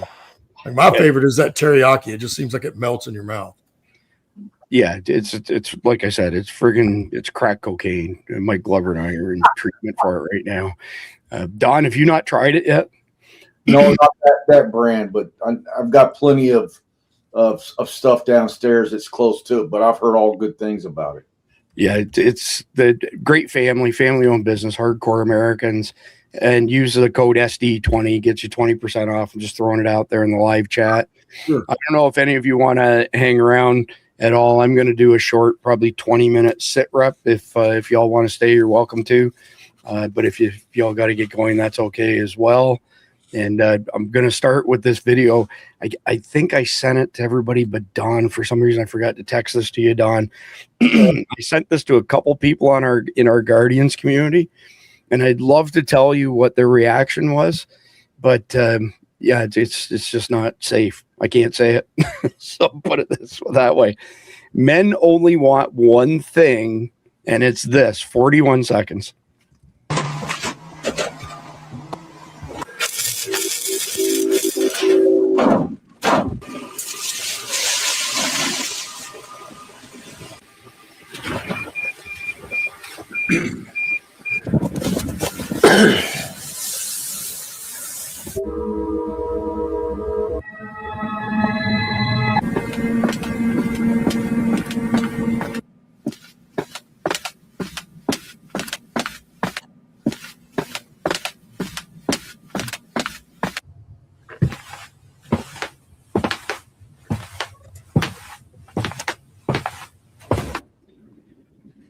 I'm going to end it right there, Randy, and tell me what your thoughts are on the final scene. I'm like, that's a great facility. It was awesome. It's a great start, but the problem is they got too small of a gun cabinet. It needs to be upgraded like right away. Yeah, and a whole bunch of them. Jeff, did you have a chance to watch this earlier? Yeah, I did, and I think 1/5 of that thing, one full container, should have been an armory, guns, reloading, Ammo. machine part, tools, gunsmithing station. And then why does everybody got to sleep in the same room? We might be down there for a while. I don't want to sleep with everybody else. Well, yeah. What if your kid? You put your kids in one room, you and the missus in another, Gotta be some privacy, man. So JP from our Guardians community just chimed in with, is it so wrong what I said, Chris? Yes, it is. And it's not safe to share with other people. Don, your thoughts on this bunker? Pretty badass, man. I'm like, I love it. Two things, like Jeff and Randy alluded to, needs to be a bigger gun ammo, all the tools you need. And then like Randy alluded to, I don't like putting everyone in the same area to sleep, for more so, not privacy, but when you mass, you become a target. Even if something happens down there, you should all be as far apart as possible. Yeah, good advice, Don. Good advice. Well, hey, you can always have more than one good reason. Exactly. And that's two good reasons for me. Yeah, so I'm not going to play this whole thing with Don Lemon here, and it's from a couple years ago, but it's a good refresher. I want to bring it up. And John, the sheriff, tells it like it is, and obviously Don Lemon is offended. And then we'll get into some more current stuff after this. Their message is peace and coming together in the country. What's your message? You don't believe that for 1 minute, do you? That their message is? Yeah. That's what they said to me. Okay. Yeah, I believe them. Any protests over the deaths of these cops today in Baton Rouge? I don't know that. Any riots or protests over the police officers in Dallas, Texas? What are you asking? It's a pretty simple question. I asked you what's your message to the people. Their message is one of peace. What is your message? My message has been clear from day one, 2 years ago. This anti-cop sentiment from this hateful ideology called Black Lives Matter has fueled this rage against the American police officer. I predicted this 2 years ago. So what I want to know. Okay, Sheriff. Do I want to know? With all due respect, do you know that this was because of that? Yes, I do. As a law enforcement officer? I've been watching this for 2 years. I predicted this. This anti-police rhetoric sweeping the country has turned out some hateful things inside of people that are now playing themselves out on the American police officer. I want to know, with all of the black-on-black violence in the United States of America, by the way, when the tragedies happened in Louisiana and Minnesota, you know that 21 black people were murdered across the United States? Was there any reporting on that? Black officer who was killed today. But was there any reporting on that? Sheriff, please, let's just keep the volume down here. So I understand, and listen. I'm looking at 3 dead cops this week, Sheriff, and I'm looking at 5 last year. You trying to tell me to keep it down? Just please. All right, so let's do a quick audience poll here. If you think Don Lemon is a complete waste of space, put a 1 in the live chat. Jeff, your comments on the sheriff's comments here, because this is it's still happening, right? Oh yeah. I mean, you're seeing it now. It's pointed at ICE agents primarily, but they're cops and they're doing their job. They're trying to protect the rest of us by getting scumbags off the street. So, and Don Lemon he's just a little soy boy. and he is pandering to the leftists who are his audience, because let's face it, real Americans, trademark Randy Nance, don't watch his crap and have never watched his crap. The only time we ever watched him is when we laughed when he got arrested. Yeah. Everybody, by the way, who, stormed that church in Minnesota has been hunted down, captured, and arrested and charged.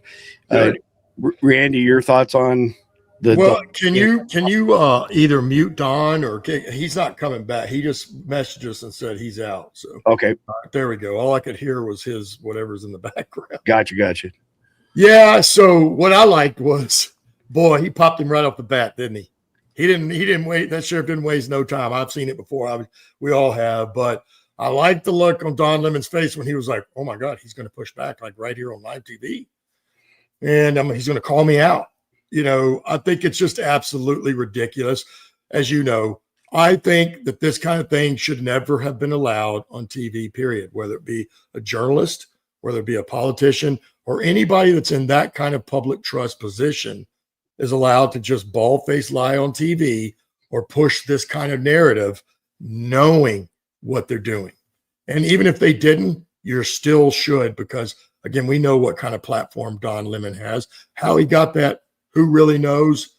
I know he doesn't deserve it, but regardless, he has it. So that comes with the responsibility, in my opinion, and not one to stir the pot or to make things worse, which he has done. Yeah, true story.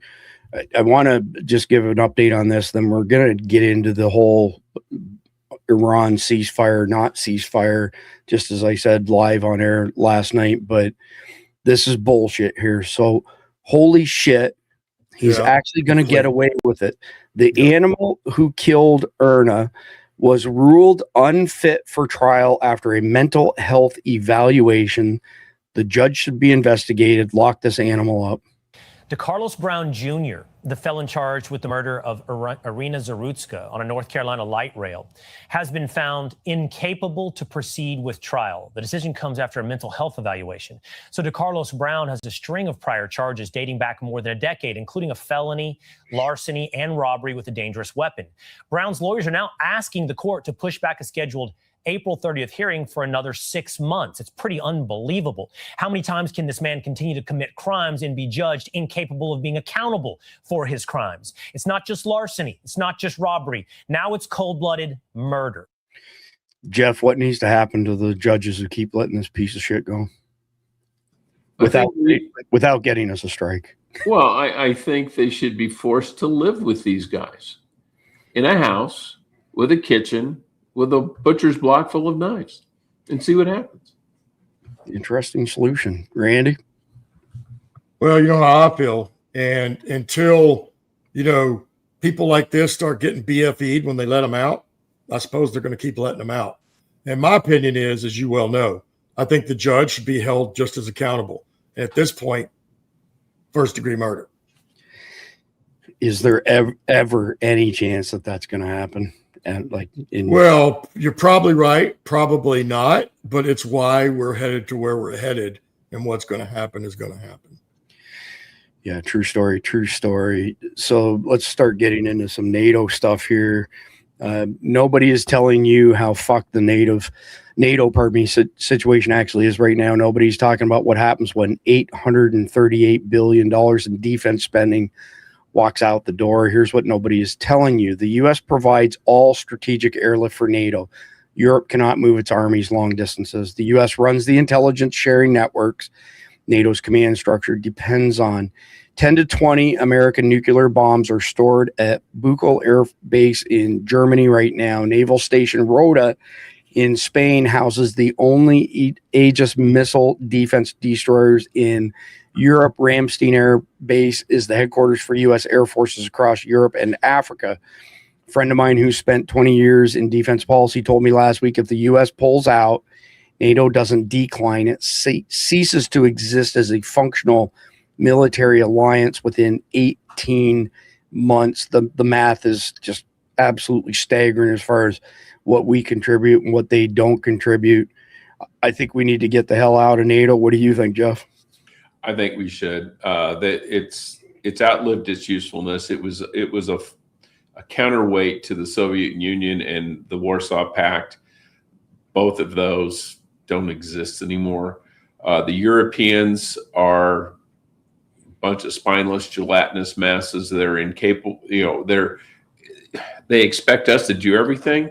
I mean, we're almost like the abused girlfriend who's, who works and brings home money, and then you have this lazy husband who sits on the couch and says, "Hey, bitch, grab me a beer." And that's Europe. We've done it for years. It's like, why? We need to just say, yeah, no, we're not going to do this anymore. And they'll try to formulate some Euro force crap, but they're not going to go out and spend $1 trillion on hardware like we have over the years. They don't have the money, first of all, and they don't have the people to fly it or drive it or anything else.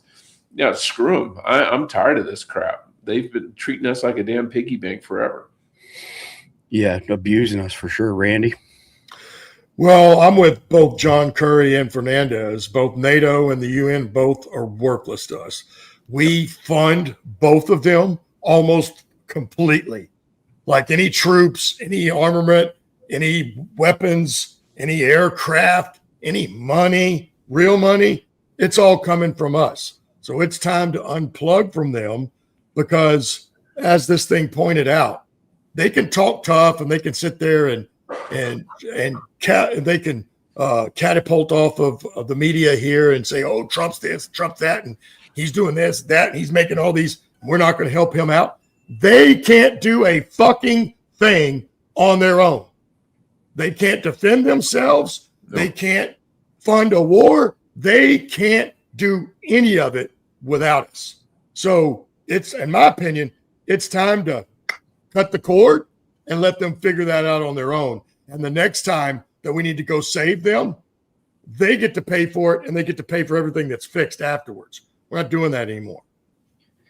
Did you happen to hear Keir Starmer today announcing we have a ceasefire? You don't have shit. You don't have shit. We? Yes, I'm sure. Right? Does she have a frog in her pocket? Who is she talking about? We. Yeah. I'll go look for the video in just a second. I want to play one more before we get into this whole ceasefire bullshit. Robotics company in Austin, Texas claims to have built an AI system that can take down a drone for just $10. Reports that Bullfrog, a new AI-powered drone killer developed by Allen Control Systems, marks drone targets in the sky and shoots them down with a machine gun. It can be mounted to trucks or small vessels, and the Army and Navy are reportedly deploying it already. Hi, John. Well, it costs the U.S. millions of dollars to intercept Iran's small and fast drones. A company here in Austin now has a really cheap solution. It costs just $10 to take down one drone. Watch.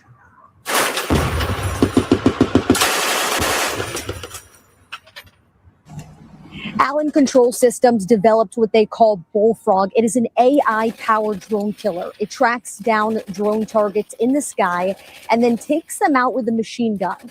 It can be mounted on autonomous trucks or vessels and can take down entire swarms of small drones at once. Bullfrog is being deployed by the Army and Navy, and demand for it has rapidly surged in the last 30 days. The CEO says it's not only fast and effective, but it's also a whole lot cheaper. The cheapest missiles that we have for engaging drones tend to be in the $100,000 range. So that compared to, you're basically one missile per drone, so $100,000 per kill. We're talking about, less than $10 per kill. The CEO says this isn't just an overseas threat. Here at home, places like ports, oil refineries, and stadiums could also be vulnerable. We need to get amazing at air defense. Air defense is the new guard post and fence. You have to be able to monitor and defend 365 days a year, 24 hours a day, 7 days a week, from threats that can come from pretty much any angle in the sky.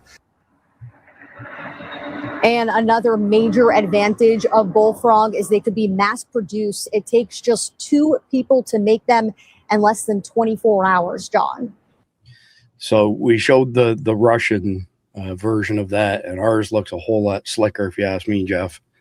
Yeah, and the also, if you're worried about bullets flying all over the place, what you could do, because you're engaging these drones at relatively short distances, you're not taking mile-long shots here, so you could use a round that is lighter and maybe bleeds energy after 400 or 500 yards, so that even if when you miss, those rounds aren't going to go out and kill people in their backyard. You could use a ceramic round. You could even use a plastic round, the bullet itself, because drones, especially the small drones like that, are easy to, if you hit them, they're easy to knock down. The hard part's hitting them because they're light. They're not armored. They can't take a hit. If you had a Berna, or shooting a pepper ball would probably take down a drone if you could hit it. Yeah, it depends on the FPV drone, I suppose. But Randy, give me your thoughts. That's a pretty slick piece of equipment. Well, I like it. We've had stuff like this all along. I don't know what Bullfrog actually is or how it's different, but I do know that in the infantry we had Mark 19s, right? And then when I went into special operations, these guys had Mark 47s, and they're Mark 19s with a laser scope on the top. So with the Mark 19, it's the grenade launcher. They can launch up to like 350 a minute. But basically, you had to aim and kind of walk that puppy in, right? Which was fine, easy to do. But now with this reticle on top, the laser, that first grenade is on point. So there's no really walking it in. And then we've had automated systems. Was it the Fallon? What was that, Jeff? I'm talking the Phelan. Phelan, there we go. So, that thing tracked stuff right out of the sky. Now, what alerted it was when it went boom and it went up in the air and it launched. So I don't know. There's certain things, but I knew that we could do this. And if Bullfrog's it, then great. But regardless, we've had plenty of it, and we can shoot those things down like that much cheaper. Now, somebody did make a deal. I don't know how effective this will be like in city limits, because, of course, where are those bullets going, the ones that don't hit it, and even the one that goes through it, where's it going to end up? Where's the stuff coming down? So there is some things to consider with it, but it's far better than trying to shoot these things with missiles that cost hundreds of thousands of dollars and even millions of dollars. It makes much more sense. You're on mute. Dang You're it. on mute. You got me. The pit bull alarm's going off. All right, so let's get into the Iran conflict for 10, 12 minutes here. And here you go. Here's Keir Starmer. And even this British person says, I kid you not, Keir Starmer said, we've just reached a ceasefire. What? The man did absolutely fuck all apart from turn us into a global embarrassment. What a colossal wanker. I despise him. He's probably going to get the British cops probably come to check in on him because probably caused somebody anxiety. He caused Keir Starmer anxiety. Well, Keir Starmer will get the Nobel Peace Prize for this, I'm sure. Well, of course he will. What is the purpose of your visit here in the Gulf? What kind of influence do you think you can have? Well, we've just reached this ceasefire, which is both welcome, and I think there'll be a sense of real relief. There certainly is across the region and for the United Kingdom. But there's work to do, and I'm here in Saudi Arabia. Jeff, go ahead, take first swing. In related news, I was just given the Pulitzer Prize for my reporting on Watergate. Just want people to know that. Congratulations. Thank you. Thank you very much. I've been waiting a long time for this. They forgot to give it to me when I was 12. Oh my God, that's classic. I had about as much to do with Watergate reporting as he did with this. There you go. Randy, your thoughts? Well, it's a joke. You know what I'm saying? Even when I heard yesterday, you got closer. Oh, now we're going to have a ceasefire and we've got this agreement. Which one of those has worked out in the last 25 years? Not one with any of those countries and between any of the countries. It just is at this point, it's laughable. And it amazes me that these people think that they still have credibility, including that guy who's going to get up there and say, oh, we have a ceasefire. And they're saying it seriously like this is real. It's just not. And if anybody thinks that Iran is now about to capitulate, you are sadly mistaken. So, probably should have went ahead and blasted them, because I think it's going to end up being that way anyway. I seriously doubt that they're all of a sudden just going to flip over and go, okay, you're right. Because as we've said all along, you're never, ever going to bomb somebody into submission unless you're using nukes. Yeah, true story. So I've got some more serious posts coming up, but I got to play this one. Hunter Eagleman says, this is exactly why I will never leave X.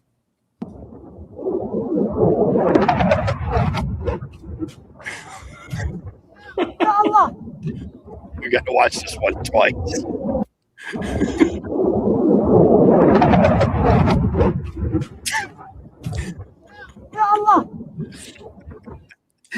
All right, so we've just gone from Austin, Texas to the middle of the Oh my goodness. The funny thing was, there was the Fox we had on my team, which was an incredible dude. The matrix he built out of the bad guys was just unparalleled, unbelievable. But the rotation before that, the team had lost some folks and they were shut down. And this guy was the engineer, so he was bored. He built the catapult. I bet it worked better than that one. That's too funny. All right, so let me give you all just a quick update from where we were last night. So last night I did an episode on how fuel scarcity always ends up leading to food scarcity, and there's a whole bunch of steps in between that I'm not going to mention tonight. You can go back and watch last night's broadcast if you want more details on it. Of course, at the same time, just before I went live, was when Trump had put the deadline, and we'd already sent some bombers from England towards Iran that we turned around and brought back before they unleashed holy hell on them. And while I was conducting the podcast, I was asking people to weigh in on it as far as the chances of this ceasefire actually holding. And I made the comment that people in that part of the world, especially the Iranians, will smile to your face while stabbing you in the back. And I had less than zero faith that the ceasefire was going to hold, because anytime we've seen a ceasefire declared in the Middle East, either one or both parties end up using it as an opportunity to regroup and then hit the other side while they're not directly under attack. And sure as shit, that's exactly what happened. I personally think that anybody who thinks that there will ever be a ceasefire in the Middle East that holds, it's a pipe dream. Jeff, give me your thoughts on this. This strikes me as Einstein, right? Keep doing the same thing, keep getting the same results. There's no ceasefires coming to the Middle East without wiping some of these clowns out. No, because these people have an infinite number of reasons to hate each other. Religious, economic, personalities, everything. And they're willing to die in the process. So it's really hard to reason with somebody who thinks their idea of winning is to blow themselves up and you at the same time. Because what are you going to threaten them with that they're not willing, that they're prepared to do themselves anyway? So, these are problems that are hundreds of years in the making. Like the best you can hope for is just kind of keep a lid on it, but eventually every pressure cooker is going to blow. Yeah, true story. If hundreds, if not thousands years. Randy, any chance ever of a ceasefire holding with these clowns? No, because, as we found out early in Afghanistan, you know what I mean? And I just watched again the other day, 18 Strong. And it always blows my mind. It takes me back to when they show the guy once they get out in the wilderness, right out in the valleys, right? And the guy pulls up the radio and he calls the bad guy.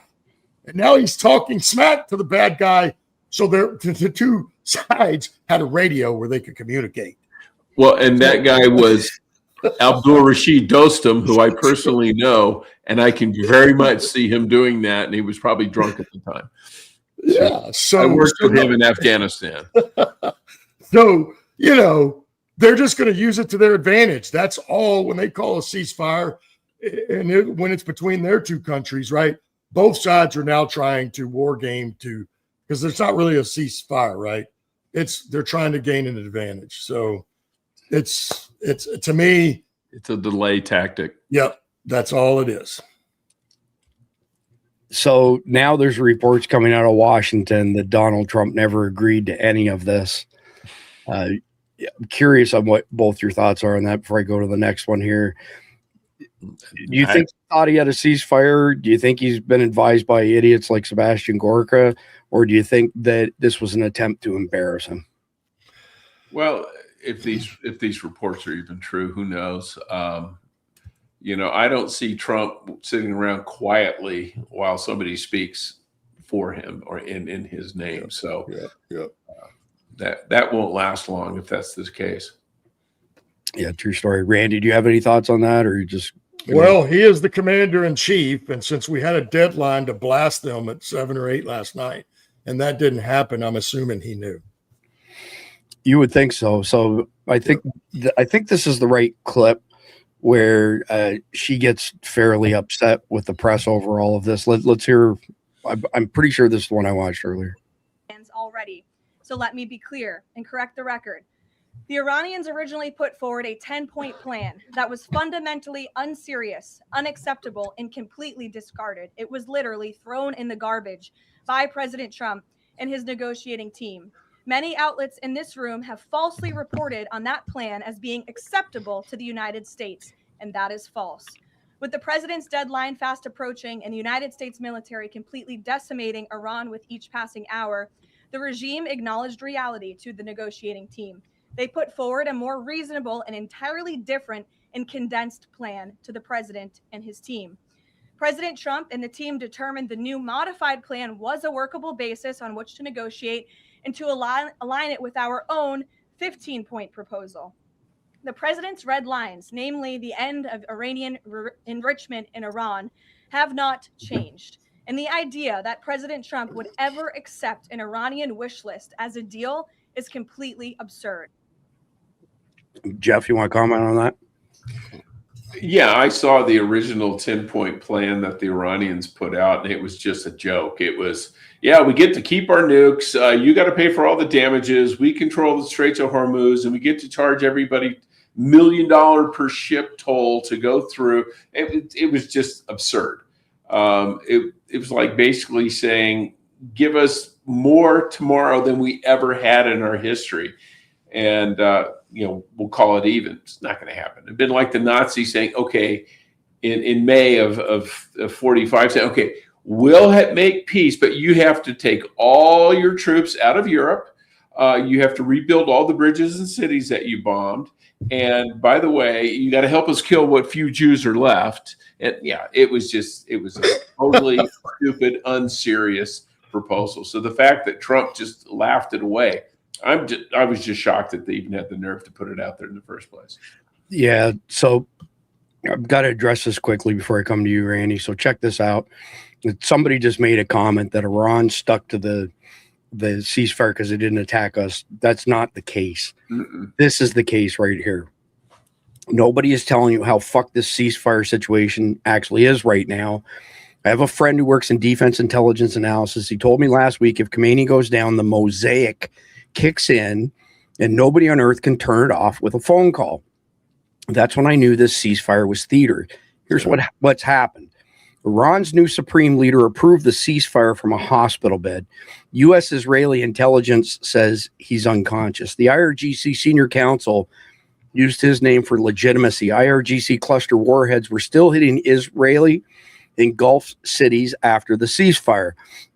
The system that signed the deal, the system firing the missiles, are two different systems because there are 31 provincial commands and each is autonomous, each with pre-delegated launch authority. Israel understood immediately. The IDF didn't pause. It struck a weapons crossing south of the Litani. It continued raids on Iranian targets. If the adversary's own architecture can't enforce the ceasefire doesn't exist, meaning nobody in Iran is empowered to negotiate on the entire country's behalf. Nobody in Iran is capable of calling a ceasefire across all of Iran. This was by design. What you're looking at are the 31 provincial areas that all have autonomy, that all 31 of them would have to sign off on any particular ceasefire. So I don't know what news you're watching that Iran stuck to the ceasefire. There is no Iran. Iran is a collection of 31 autonomous provinces. Randy, I'll give you a first swing at this, then come back to you, Jeff. Well, obviously they've been planning this for a very long time. I would say that was a very calculated and a pretty astute move, because they know sooner or later it was going to come to this. You yelled death to America for basically 50 years. Sooner or later, we're going to call your bluff, or we have to.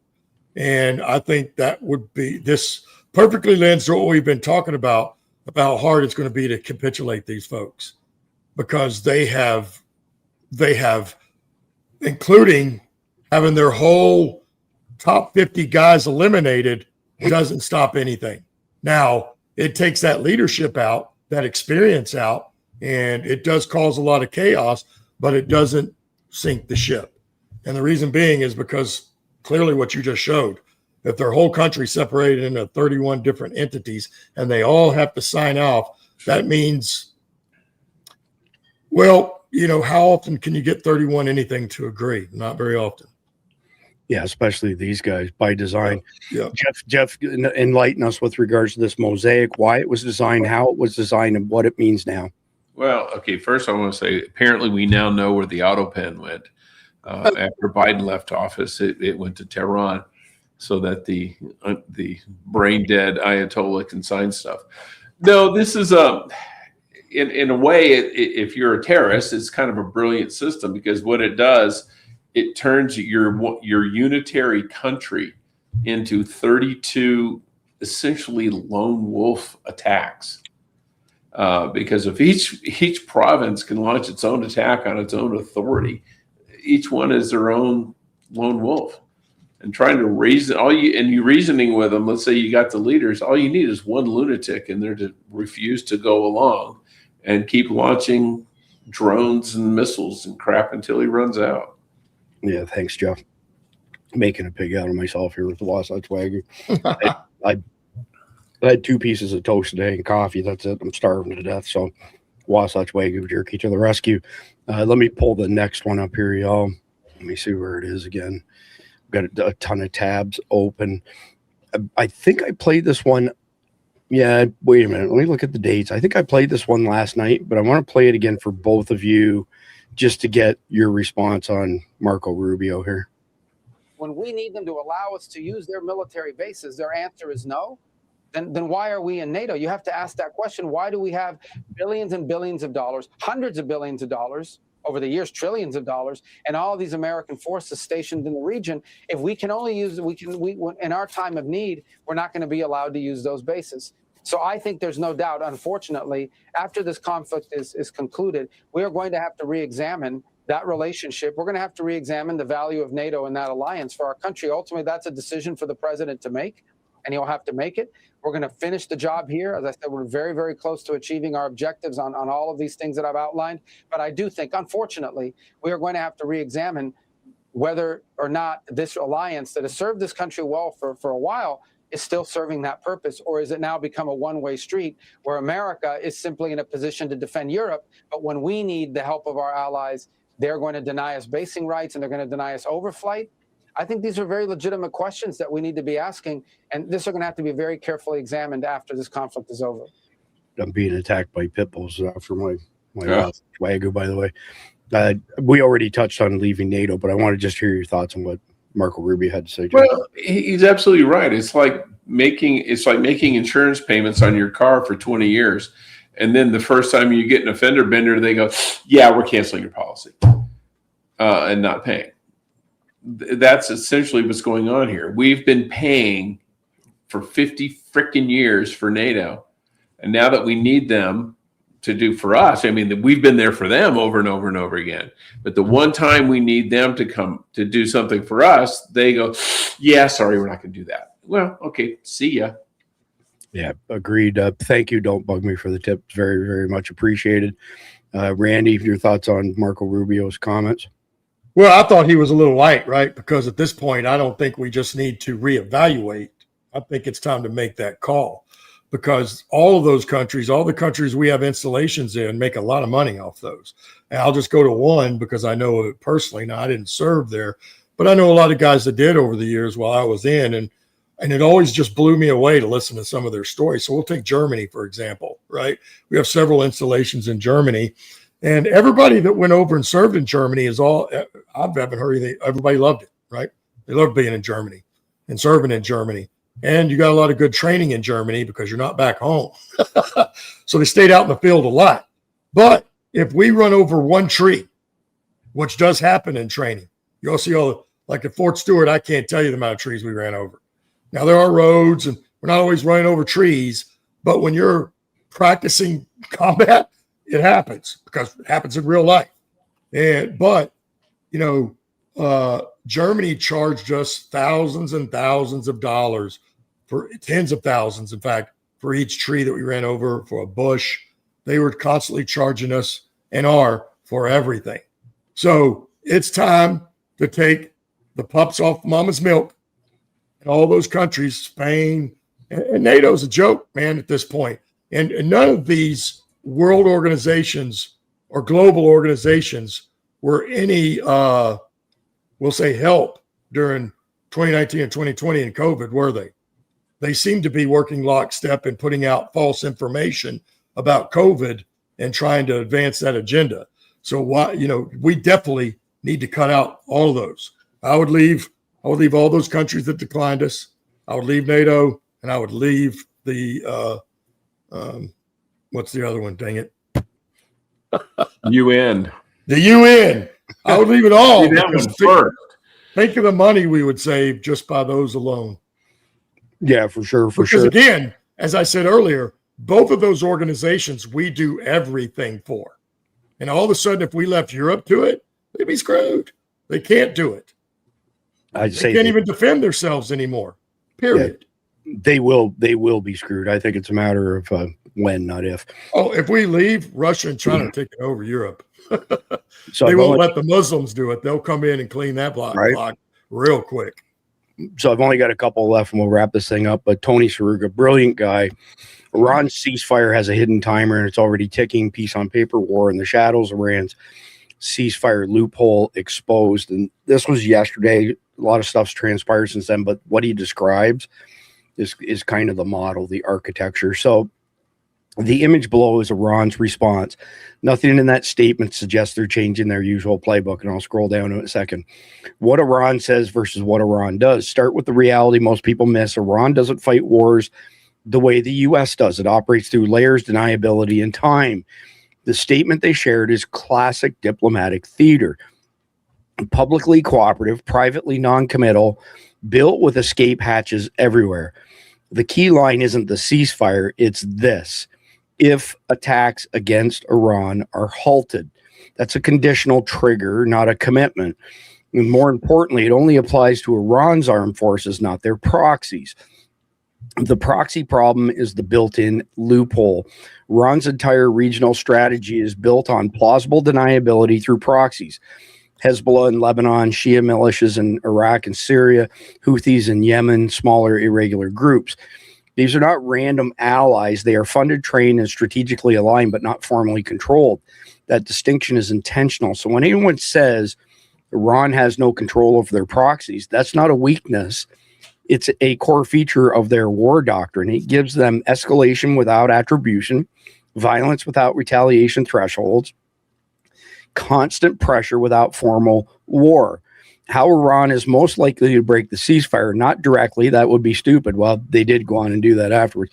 Instead, expect layered violations that maintain deniability, proxy independent attacks, Strait of Hormuz technical incidents, gray zone cyber infrastructure hits, targeted attacks just below the threshold, retaliation framing, and it goes on and on. Tony's like an absolutely brilliant guy. Jeff, give me your take on Tony's analysis there. I think it's very solid. And it's, for the most part, it's playing out before our eyes. So what are you going to say? Yeah, it's a no-win by events. Then it's probably pretty good predictor. Yeah, well, then I mean, it's a no-win situation, which proves my point. And just like I said last night, I don't believe there will ever be any meaningful ceasefire ever in that part of the world. It's just not going to happen. Randy? No, and that's, as you know, that's not how they see it. I mean, these people will cut your head off or stone you for ancient reasons, right? So, yeah, I don't. And again, we've already, as I mentioned before, we look at all the ceasefires in the last 20 or 30 years and how many of them were honored or what they said they were. Not one. No. And just so everybody knows, I spoke to Khalid today, and he was flying back to the negotiation. So Khalid actually has a seat at the table, with all these different countries, including our own, that are negotiating this stuff. He's not hopeful of a meaningful ceasefire either.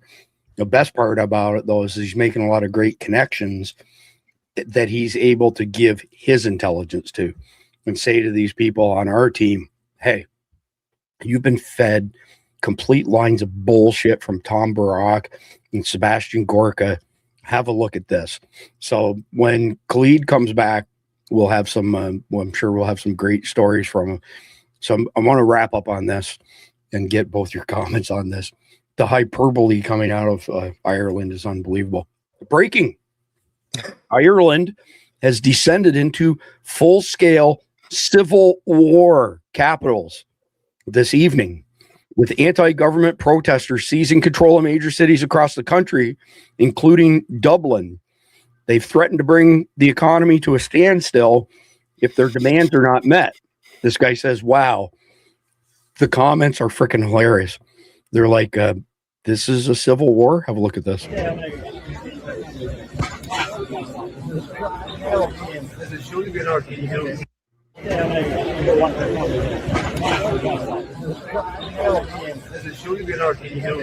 That's the Irish Civil War. They stood around and quietly protested. They didn't even elevate it to the level of bullshit Black Lives Matter peaceful protest. Jeff, your thoughts on this raging civil war in Ireland? Holy crap.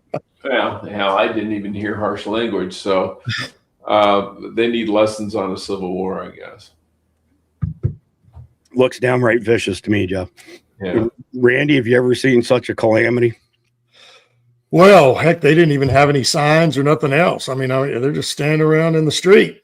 I'm like, when you're going to have a civil war, like when we did, we changed how war was fought forever from that day forward, from that year forward. And we taught the rest of the world how to actually have a war. Well, I mean, I don't even see a single beer. Dude, there was nobody. That's right. They're not even drinking. I didn't see one fist thrown. I mean, it looks like they're just there for a party, a get together. Maybe they're having a parade.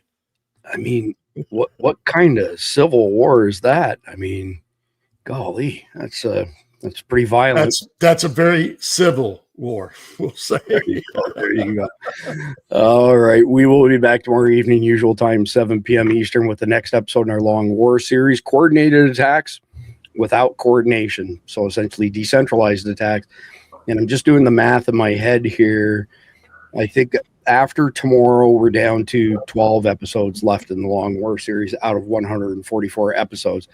Anyway, if you want real-time intel instead of guessing, if you want to stay connected when others get isolated, get inside the Survival Dispatch News Guardian Network, $9.99 a month or $99.99 a year. You get 2 months for free.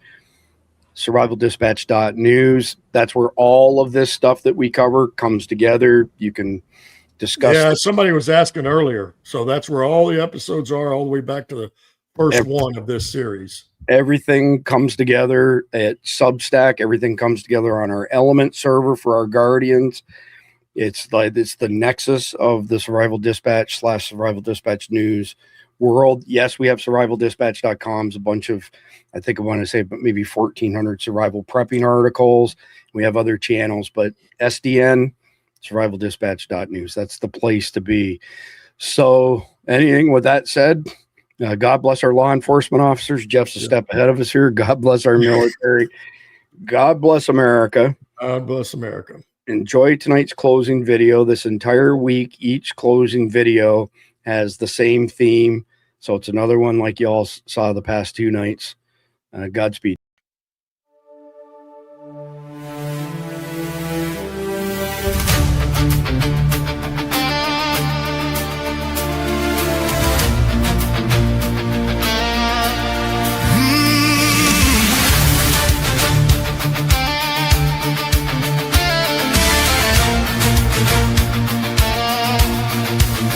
There was a time when fathers stood as shields, when men would work the factories and fields. They protected their families, kept them safe, provided for their children by God's grace.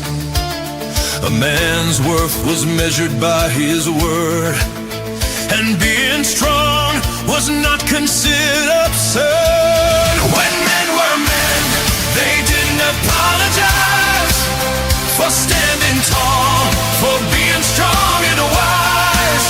When men were men, they knew their sacred call to guard their homes, to catch them when they fall. They taught their sons to honor and to lead, to be the strength that families need. Lord, bring us back to what we knew when men were men and faithful too.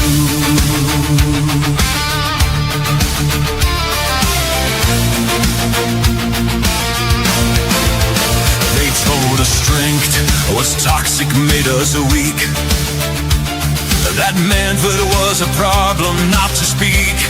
They mocked the protector, shame the provider, but boys need fathers, women need the same.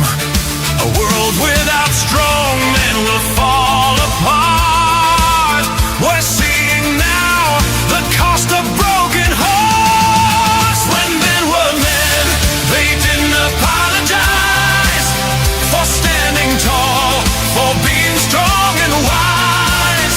When men were men, they knew their sacred call to guard their homes, to catch them when they fall. They taught their sons to honor and to lead, to be the strength that families need. Oh, bring us back to what we knew when men were men and faithful true.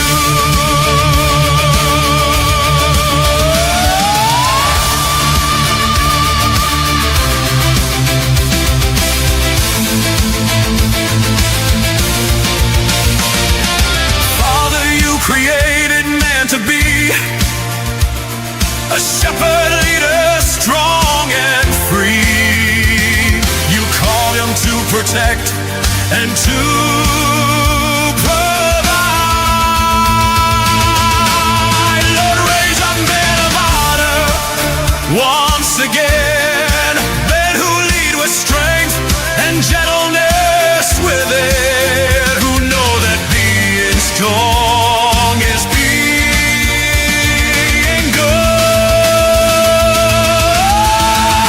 When men were men, they walked in your design, strong and gentle, faithful all the time. When men were men, they knew their sacred worth. They raised their children, taught them right from wrong.